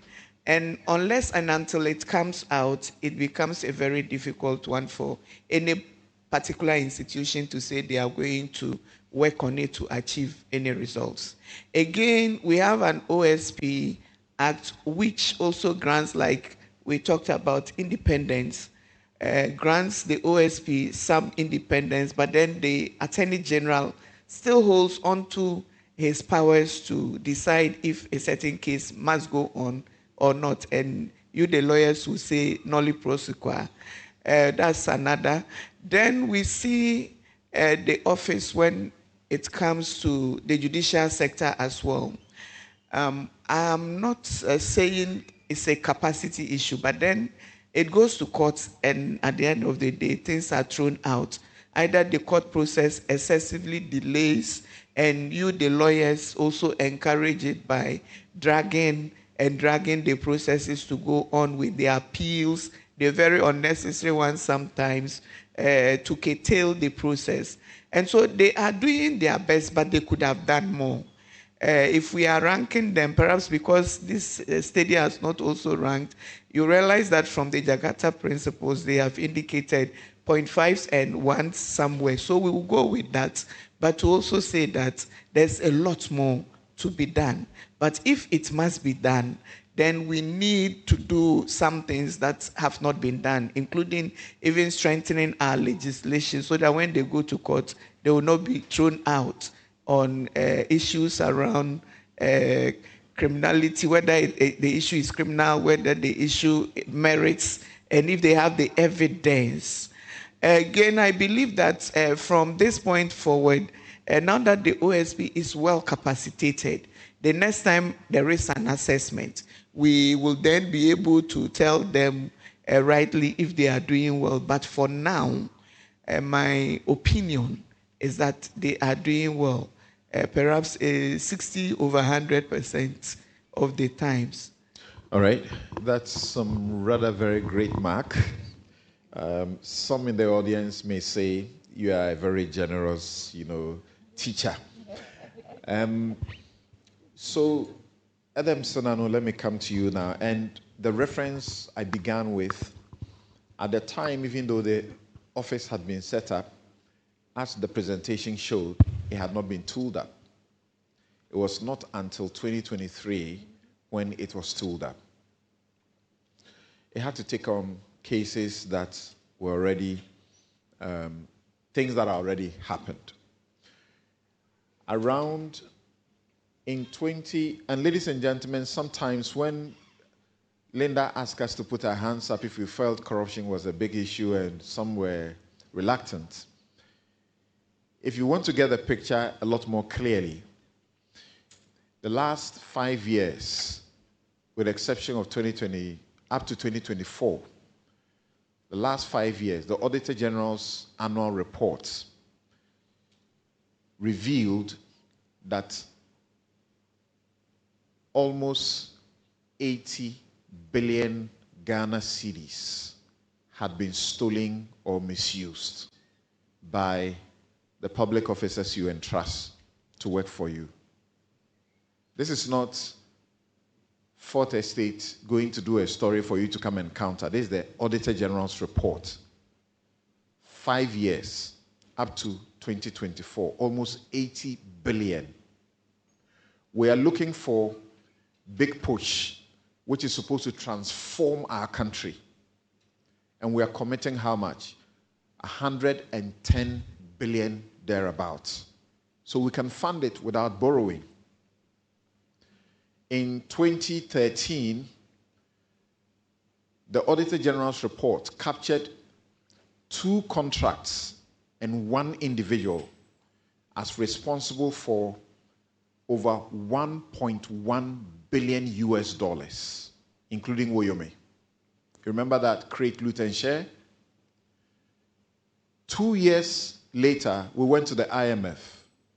Do you all remember how much we went for? Less than how much? 1 billion US dollars.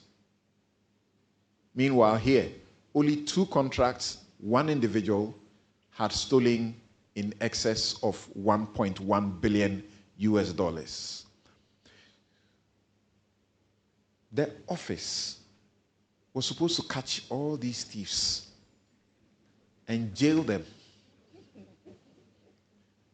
As we speak, it hasn't jailed anybody. That's why the public says they don't see anything. What do you say? Well, thank you. My inclination is to, first of all, go along with Mary and say that this office has performed above average, because as somebody who does institutional assessment, it's very difficult to be building whilst under attack and not have the resources to do so and still survive.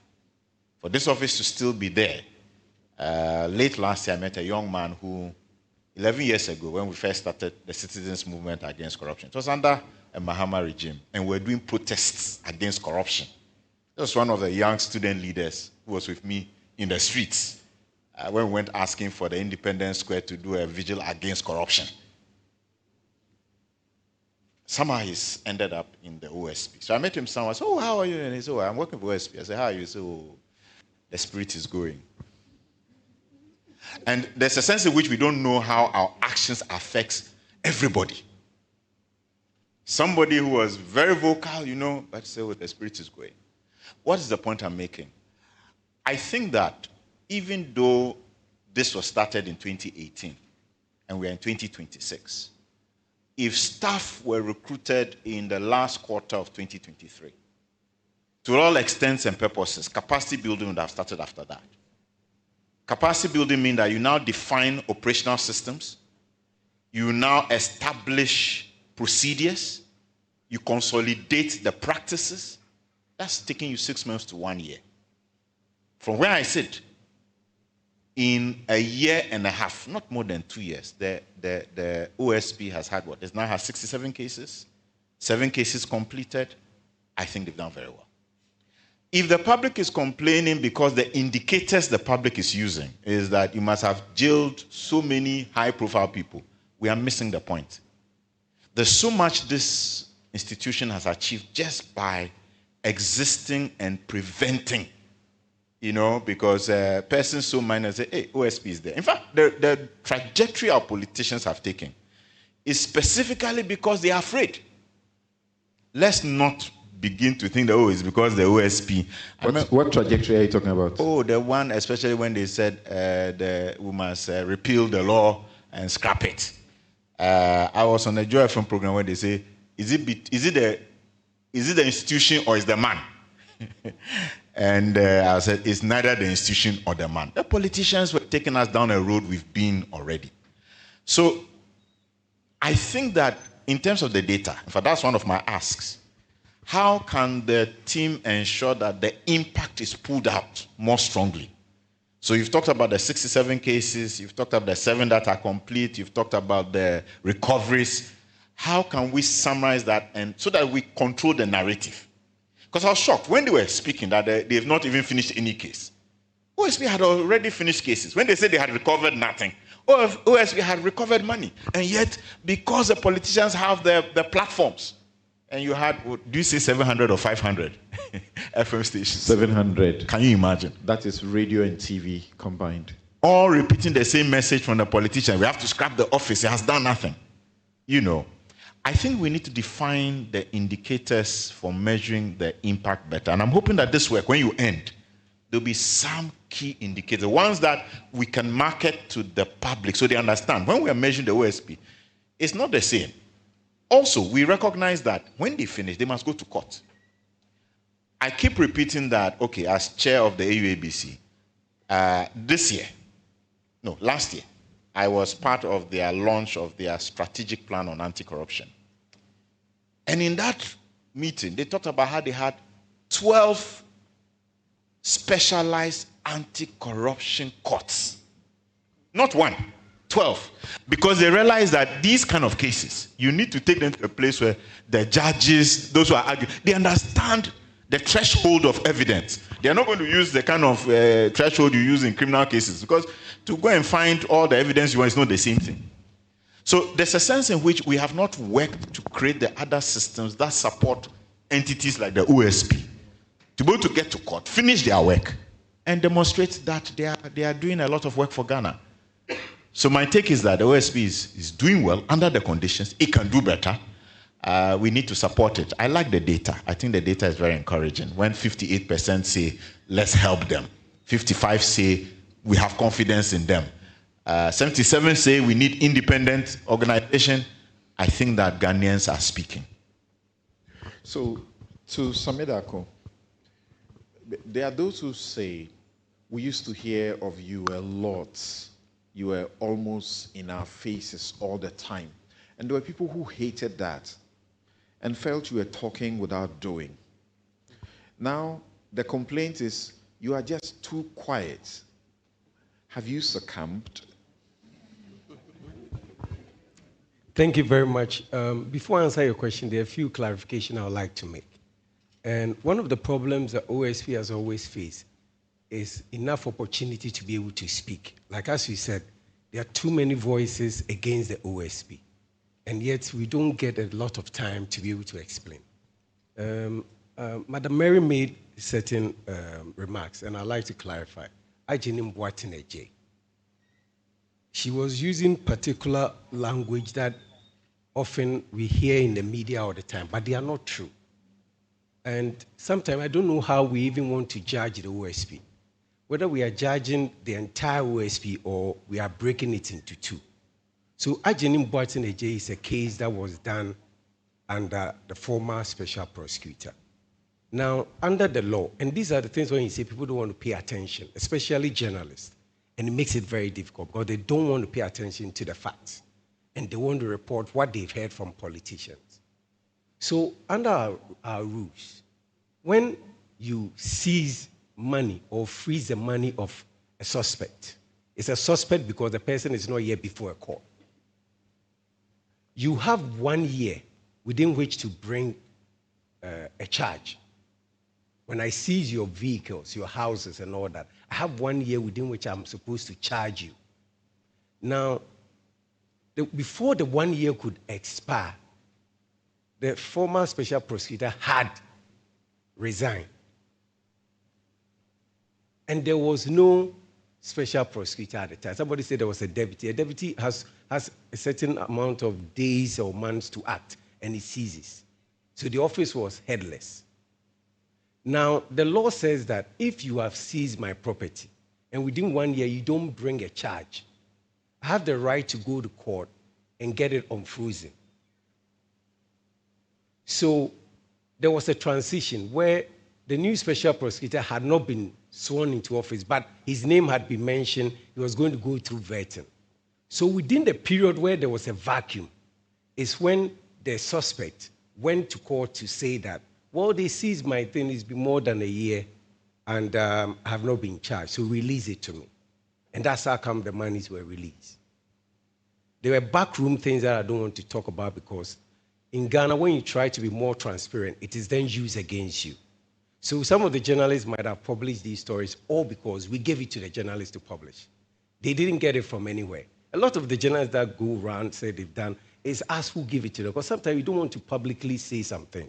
But before the SP was sworn in, he had noticed this vacuum and had hinted to some, And when the SP says it, then they take me and say, you went here, you went there. But the SP had gone even as far as to FIC to say that, can you use your powers to continue to freeze this thing? Because I'm seeing a vacuum and the guy could take his money. And yes, it was gone. But we are not FIC is a financial intelligence center. Yeah, but we're not which has a view of all your money and how it goes around. But we're not going to cry over spilled milk. What matters is that the case is firmly before the court. And as I speak to you, we are calling about 7 witnesses, and we are done with 4 witnesses. It's left with about 3. Then we'll be closing our case. And it doesn't mean that the money is lost forever, because when we are able to produce sufficient evidence and the court agrees with us and finds him guilty, then we're going to go and trace the money, because monies don't fly. And that's about it. Then there's another one too that I said that our cases have been thrown out, and it's the same thing. They bundle it around in the media, and the media just flew with it without questioning anything. Okay. Again, just another. OSP cases have not been thrown out. There's only one case that the OSP did not get a conviction, which is the Kumasi Kissi Agyebeng MC nominee. But that in itself cannot be seen to be an OSP problem. It's a Ghanaian problem. You have done all that you could with video evidence and everything. The judge tells you, in this case, it's like people don't even follow it. The judge was transferred the day of judgment. And it took more than 7 months before the judge came in to deliver judgment. And the judge says that, well, it's not money meant to bribe people. It's money for transport. And this is who we are. Anytime you arrest these vote buying into, they tell you it's for transport. It's for transport. And if your judges are bought into it and say it's for transport, because the amount of money doesn't even exceed more than 6,000 or so. And sometimes I feel like things work on judges as well, because look at this. The minimum punishment a judge can give you in Ghana when OSP charges is 12 years. So I'm thinking a judge is saying 6,000 cedis, this guy 12 years. And some people have said that if you take the continent, Ghana has the highest punishment for corruption. Nigeria, Kenya, South Africa is between 5 and 10. So I can understand why people like to fight the OSP, because the minimum you get is 12 years, irrespective of the amount. I don't know if you get it. So, and then there's another one I get to, I don't want to do that. And then there was this Cecilia, the power matter, they said it was thrown out. It wasn't thrown out. OSP had finished its investigation. And somebody said, why did you do it when you knew it was not within your remit? My sister, my brothers, you will not know whether it's in your remit or not. Financial investigations on the face of it looks like corruption.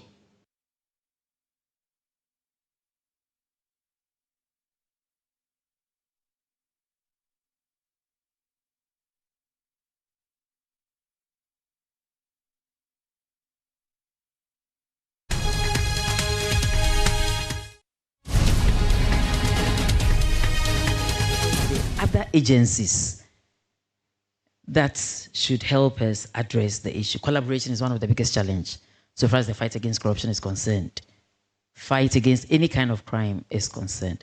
So if you look at the nature of the OSP board, we have all the other state agencies with a mandate to fight some level of crime being represented there. We have the FIC that he made mention of, the Financial Intelligence Center. We have the Economic and Organized Crime. We have civil society representation. We have the Auditor General's office. Of us can quietly see that there is an agenda. And for the work that we are doing here, I mean, it's come over years. You don't get Act 959 by sleeping and waking up the next day. It took a lot of collaboration and collective effort. Those of us in civil society and including media should be interested in ensuring that this institution continues to thrive. And I like the recommendation that let's embed it in the Constitution. We need that. That's the best practice. That's the international position. It's in the ANCAC, it's in the AUCPCC, that these institutions should be independent. They should have the law enforcement, prosecutorial capacity. They should have the resources they need. And these are elements that, as at the moment, it is only the OSP that can do that. IOCO cannot play that role. The assumption that these institutions, because one of the key indicators is it should be exempt, excluded from executive influence. IOCO cannot. I have a follow-up question on that for you. Because of where you sit, that there has not been a board. But the money it needs to work has been there. And that's the people's concern. No, the that money it the needs OSP has not been there. has received a lot in budgetary allocation and has very little to show for. I think you want to ask the OSP whether they have received what they needed. You see, don't forget that these are the formative... My point is that they don't need a board to receive the money. They receive the money regardless of there not being a board. No, I don't think that they are getting all the resources they need in the first instance. In the second instance, resources does not allow you to take strategic decisions. From a policy perspective, there are decisions that you can take where, according to the law, the management team can take it. There are other decisions without the board. You cannot go down that road. So if there are strategic things they need to do, OSP cannot move forward because the board does not exist. So money by itself will not resolve the problem. But I'm saying that the OSP has not received the resources, the full resources it needs to be fully established up to this point. So let's not confuse that. Even, I mean, there are times where, there are months where I know the SP is hot. Some may tell them the truth. Sometimes I don't think your salary is clear. Sometimes you are going around in circles. They have challenges. So please, let's not underrate the challenges that some of these institutions face. Mary, are we making excuses for the OSP?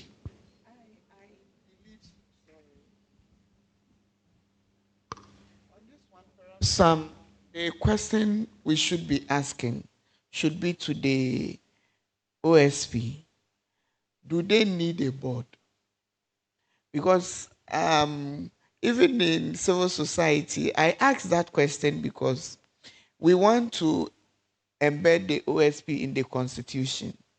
And most of the constitutional creatures do not have governing boards. So perhaps the lack of a board also then aids the OSP in facilitating their work.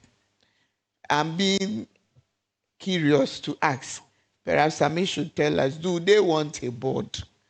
And also I ask that because when you read what the board is supposed to do, as Linda indicated, they are advising the SP. And in the initial stages, they had the responsibility to also develop protocols, code of conducts, and others for the SP, which they have done. So perhaps the OSP is currently in a comfortable situation where they don't need a board to work. Unless, of course, they advise us differently. Among the roles that Yes. the functions of the board, you've mentioned some. Yes. They will set policies to guide the Policies, OSP, ensure the office performs its functions effectively, Yes. ensure it performs its functions effectively. So if we accuse them of some inefficiency, can we trace that partly to the board's absence? Advice on recruitment of senior officers, develop and monitor code of conduct, promote cooperation between the OSP and other investigative bodies. There have been tough wars, and there's a need for a board with the clout to bring in what needs to be done. But so I'm coming to this very final one, even though it's not the last of their responsibilities. Approve the annual budget and strategic plan. That is true, but unfortunately, the people who need it have not spoken to that. So that's why I'm thinking perhaps they haven't perhaps pushed. Because if the SPI, I remember in those days when Linda met this person, it was at a meeting and they went on. They created the board after a very short while. And so I am very sure that in the OSP's office or the SP himself, if he has consulted with government, that we need a board to sanction this. But without the board, Linda wants to say something briefly before I bring in Samedako. As far as Edem is concerned, his verdict is clear that this is political marginalization going on? So the OSP needs a board. Mary, the OSP needs a board because it is in the acts that established the OSP. We have not changed anything in the acts so far as I'm concerned. The call as to whether the OSP has a board or not is not theirs. I remember during the formulation of the legislation, this subject matter came up. I don't want to mention names. He said, I don't need a board. I said, you don't have that call. It is not yours to determine. So that the framers of the acts said that, determined it wisely that the OSP needs a board. Talk about the OSP has finished employing its people. Senior staff members will still be employed. Mary, it's not a one-off thing, so it will happen. It cannot be the OSP's call until the law is actually So, Sami, let's hear amended. from you briefly about the implications of the lack of board and the bigger issue that regardless of not having a board, you've been getting a lot of money, but you are not showing for it. Okay, thank you once again. I think that I do not want to get drawn into the OSP's board matter. It's a subject that's too political, and I'm a public servant. Spare me that. But I want to talk about money. Because again, when they were seeking to abolish the office, one of the propaganda that they spread across and almost all the media and the people bought into was that so much money has been given to the OSP and there's nothing to show. I'm here to tell you that that's a big lie. But because the OSP also performs national security functions, that's why even during hearings of our budget and auditing of the OSP is not open to the public. So I'm unable to put out certain things. And if you go to the audit service, we are one of the few institutions that does not have any audit infractions since it was set up, or at least under the new Special Prosecutor, Kissi Agyebeng. No infraction.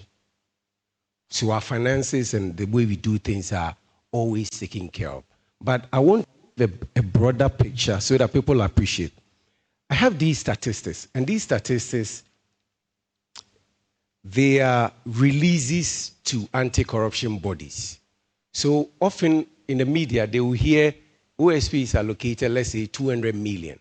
And in the eyes and the minds of the media, they think that OSP has 200 million to work. There's a difference between what has been budgeted for and what actually comes to you to work. So often the media confuses these things and they bundle it around and put it together and say, OSP has this amount, they have not done this.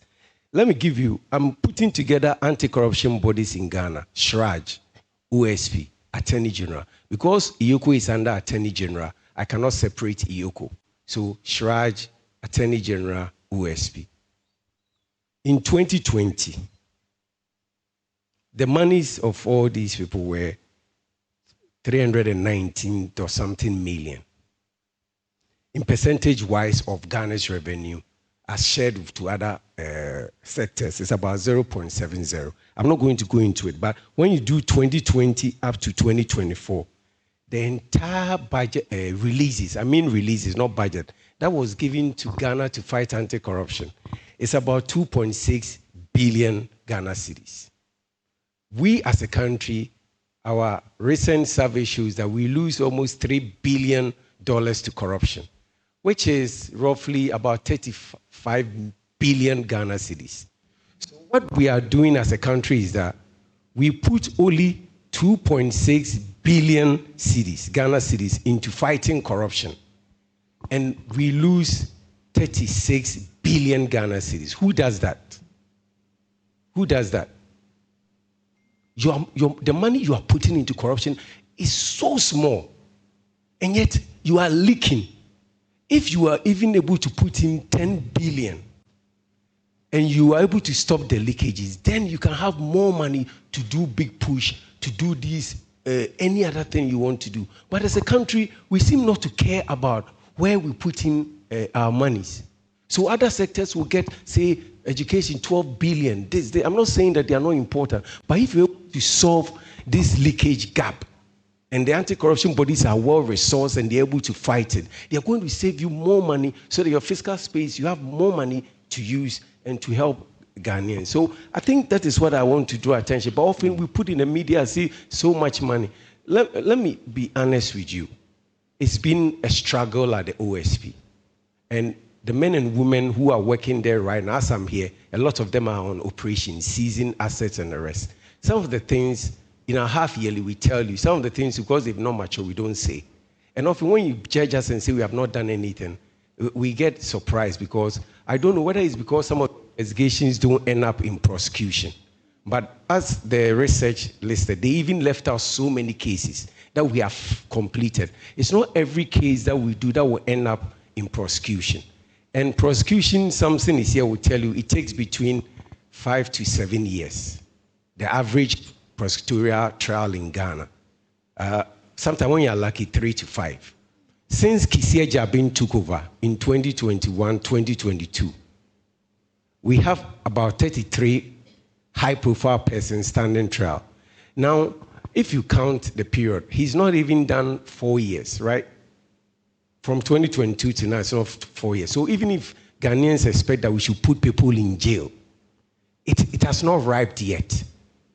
It's like we just planted coconut and we expect to want to pluck a coconut tomorrow. We are impatient. And the same thing we have done with the Black Stars. We are always changing. We don't want things to blow in this full hole. I'm not a football fan, but forgive me. Yeah, but the counter of that argument is that we change the non-performing coaches. But sometimes what you call non-performing... The research says that you have recovered in excess of 3...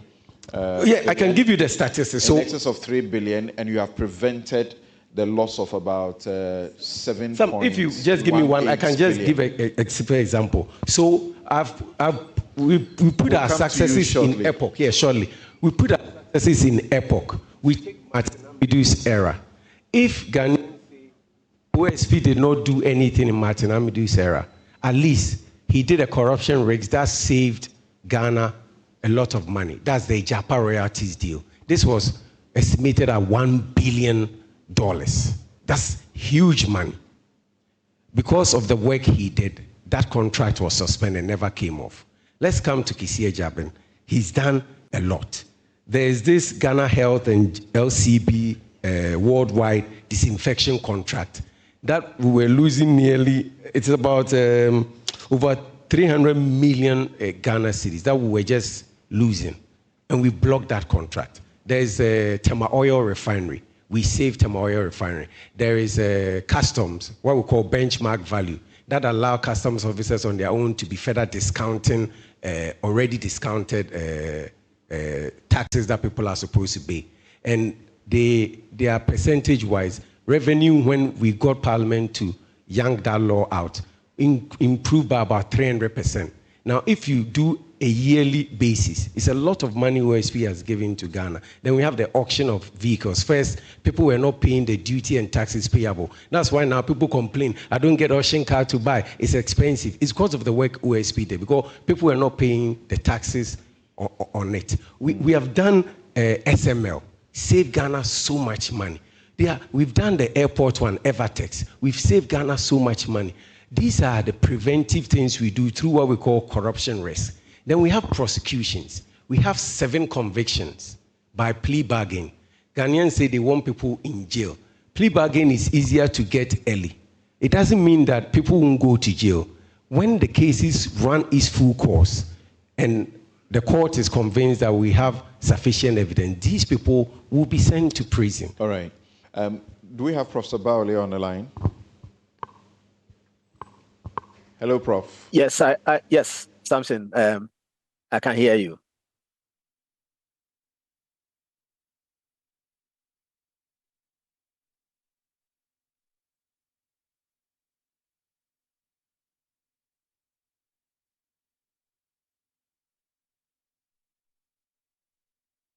The difficulties and the major difficulties that the OSP is facing. I want you to relate that to your work?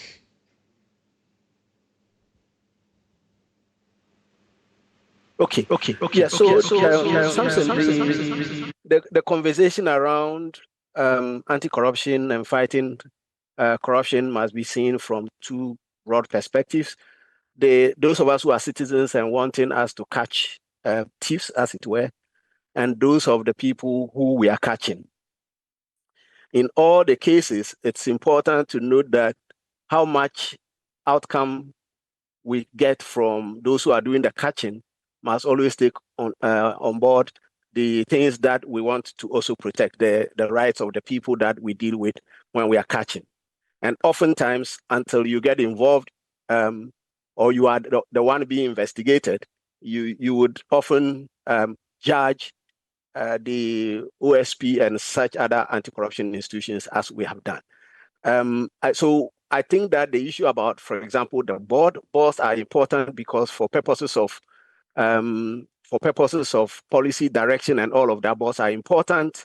You want to be careful that the guys that are at the forefront doing the work are receiving inputs and policy direction. That's very important. The other thing that we've talked about has to do with the outcomes, whether we are considering those outcomes as outcomes of prevention or outcomes of jailing people. Ghanaians want to get a lot of outcomes on jailing people, but I think that more importantly, outcomes of prevention for me is much more important, and in many places that's what you get. So we got to prevent, and as part of that prevention, I think one of the things that maybe we haven't talked about a lot in this is the kind of education that we get the OSP to do. I was involved in a project where some of their officers were training university student leaders on anti-corruption and how to be ethical, and OSP, came around, was involved. Many times, that's the area that I think we need a lot more attention. So when we are not catching a lot of people, when we are not jailing a lot of people, I think a lot more impact we could measure will be the extent to which people hear about the OSP.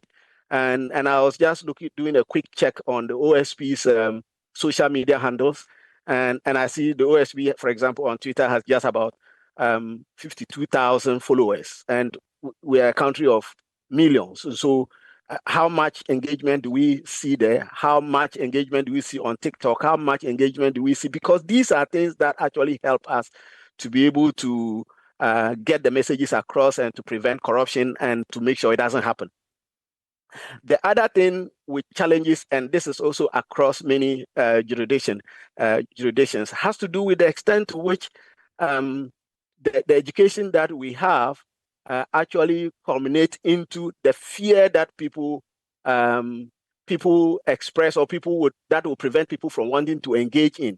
And then the issue about whether or not people are happy to report corruption. And there's evidence that says that something, whistleblowing, for example, could actually lead to about 40% more discoveries than what external audit would discover. It will lead to about 40% more discoveries in wrongdoing than what internal audits could discover, and even what internal systems of controls can discover. How much of that are we promoting? And so maybe and forgive me for today, a lot of stress from, I don't know what happened to me, but just so we are able to judge OSP on a lot more outcomes, maybe a lot more on very, very easy things that, if you like, a low-hanging fruit that we can. How much of school children, kids are we engaging? How many civil servants are we engaging? How many civil servants, for example, get to take a test, every year to get them oriented on anti-corruption, what to do when they have challenges, when they see wrongdoing happening, how do they report that, and all of that? How must market women get involved, and all of that? And as I say, I know that they do some things because they got engaged with us, but a lot more of those, for me, would also be very, very important in our fight against corruption. Let me end here. Thank you.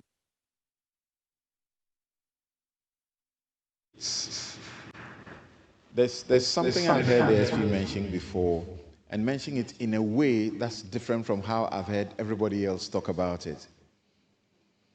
I'm a lawyer. I've been in the courts to deal with cases about land, where the land is said to be a gift to somebody. In our law, to indicate that that gift was a valid gift to you by a person who was alive and gave the gift to you, you must show proof that you did aseda after they gave you the gift. Aseda, you must have thanked them by presenting something to thank them. If you were bereaved and you had to invite some important people, you have to carry schnapp and sometimes add money in an envelope to the people you are inviting to come and mourn with you. So what kind of education do we hope to give to the children under this kind of culture? So please put your hand up if you have a question, if you have a contribution. We need you to introduce yourself briefly, and please speak in a minute. I see Reverend Fred Digbe's hand up already.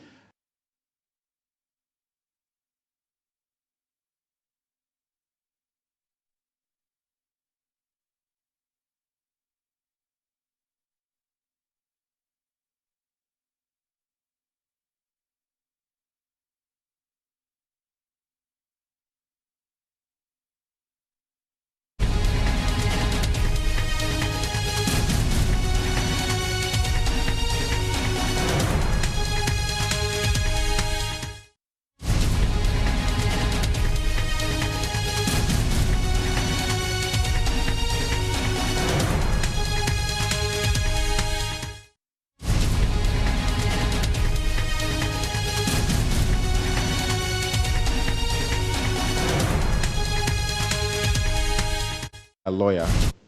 No, I said a lawyer. Yes, as a lawyer. Things that I've become aware of. Things that you are aware of. Death Sure. situations. Yeah. Okay, but can I ask you a small question? Yes. When the special prosecutor took the podium and spoke, did he leave anything on your mind? Did he sound like he was tired and he didn't care if he was kicked out of the office or the office was collapsed? He sounded like it. He said, my days are numbered. He's a public servant. Sami also said the same thing. They are public servants. So definitely, that's why I'm asking this question. Because if you're only trying to earn your daily bread, and you're not the only institution supposed to do that, but for some reason, you are under attack, and you have other options. These are professionals. They have other options. They have their life to lead and their children to educate. You may find, apart from singing that Anoma song, you may find other things to do. So if we intentionally make their lives difficult, including the threat I'm asking about, you may pull off. Okay. And who knows? Who wants Thank to do you. it? Yes, the gentleman. Please introduce yourself quickly and let's hear your contribution or question. Okay, good morning, good afternoon. My name is Bilal Malamsani from Waldorf Women in Law and Development in Africa. I want to find out from the representative from the OSP. I remember very well when the office was about to start, they also made mention of tracking data, tracking people's financial information. And I think even when you go to other countries, that is what they use to track and fight corruption. Are we there? And then there was also issue about naming and shaming. It was one of the key strategies that was proposed to be adopted by OSP to tackle corruption. What is the status? How has it been? Thank you. Thank you. Please, to the lady right, on your right. Thank you. My name is Mavis, and I'm a law student. I recently made some observations. That's why I'm here to ask a few questions. Okay, so I want to ask the OSP how he responds to accusations that some arrests are politically motivated. And as one of the representatives said, there are 33 high-profile cases standing trial since Mr. Kissi became the OSP. And it's been 5 years and none of the cases have matured. And he alluded to a coconut being planted. So would you say that the OSP is merely stalling these cases till he leaves power because he has barely 3 years left to go? And this is making Ghanaians doubt the credibility of the OSP. And also, what steps are being taken to prevent pre-trial publicity from prejudicing suspects' right to a fair trial? Because currently we see that there are high-profile cases where the media merely slanders all these people and making it look like they have been through trial and then they are being tagged as criminals without being given a fair trial, which is against their rights. Two key important questions. We take one more. We'll come for a second round. We take one more from here. Please bring it to the front. Thank you. Good afternoon. My name is Maoli Dake, and I'm a senior advisor with Merton and Everett. I call myself a citizen activist. Just quickly to the point about the media engagement by prosecuting agencies. I do think that, on the contrary, I do think that we need more of those. In your opening remark, you talked about how the media landscape is dominated by commercial business media. And we all know that they have huge platform. By the time they come from court, they have 10 lawyers on every single platform speaking for them. So I think that the OSP has actually set a golden standard where they provide the information to the public. They may not necessarily have to be doing the back and forth, but they have, among all the institutions, I think they've done better in terms of informing the public. We cannot concede the space to those who are doing us in to say that they shouldn't explain to the public. So I think that we need to see more of those from the agencies. And briefly, I do think that my brother, Senano, is making too much of an excuse for the OSP. The bottom line is, we do want to see results. And it is true, those of us who work in the sector, we know that these cases, it takes a long time, even in the US, where they have all the resources and the sophistication in terms of intelligence and institutional capacity. It takes about 2 years for some of these criminal cases to be completed. So we do understand that. But we can also judge them based on the process, all right? And I will say that they have done well based on what we know. Corruption fights back. So if anybody is going to sit at OSP or as a friend of OSP to be making excuses about people fighting back, then you don't understand your business, because corruption always fights back and they will always fight back. So despite that, we still want to see results. Okay. So that's all I would say. But overall, I will commend the OSP. I think that in the contest, they've shown leadership, they've shown transparency, they've shown efficiency and competence. So I support them. I needed you to explain one small point you made. You said when they are back from court, they have 10 lawyers speaking. Who do you refer to? I'm talking about those accused persons. The accused persons. Okay. They have more platform. I'm sure you know they are already, because they are commercial platforms. If I'm charged for stealing 10 million, 100 million, the media people are also interested in getting a share of that. So, you know, we see the evening shows. If there is a case, they have spokespersons on all the platforms. OSP cannot even compete with that. How much do they have? Okay. How many spokespersons can they afford to even send on those platforms? So they have more space. Thank you, Maoli. Than the so OSP. The questions are largely directed to you, OSP. So quickly, I would need you to be as brief as you can in responding to them, from Reverend Dr. Fred Digbe's, Bilal, the student, and Maoli.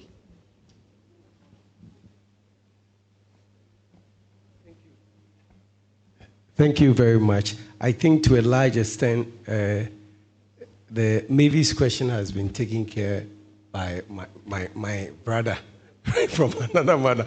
We do fight a lot, so don't think only that one part. Yes. About pre-trial publicity that prejudices. Yes, I think I'm happy a law student has asked this question because I've had certain comments from the law school and other things based on what some lecturers say, also based on a lack of understanding. I mean, I'm a lecturer. I mean, so I know sometimes some of the biases that translate into the rooms where we are teaching. OSP does not prejudice any case. What OSP does is that when you are formally charged and placed before court, we will put in the media what it is that you have been charged with and why we have put you before court. And then we have something we call a mark shot, where we will put the mark shot out. The mark shot is the same as media people always also putting you out when you're coming from court, handcuffed and all that. It doesn't mean that we are saying you are guilty. It means that we are identifying you that this is what you do. Sometimes people in the public, when they even see you, are able to bring further evidence to us. So I don't think it's about... Sorry, you had press conferences about Ken Oforiatta while you had not charged him. So when you say you put information out when you have charged, I think people will have questions about that. Yeah, but Oforiatta is a distinct case. It's a distinct case because when you make it impossible for us to do an investigation and all that, we also as law enforcement, people forget that the OSP is first a law enforcement agency before a prosecutorial office. That's the difference. So when so as a law enforcement agency, when you're making it hard for us to get you, then we have to tell the public. Remember, we are come to public only to tell the public that we have declared him wanted and give reasons why we have declared him wanted on the basis that 2 or 3 things. He's not been able to directly produce to us any medical results.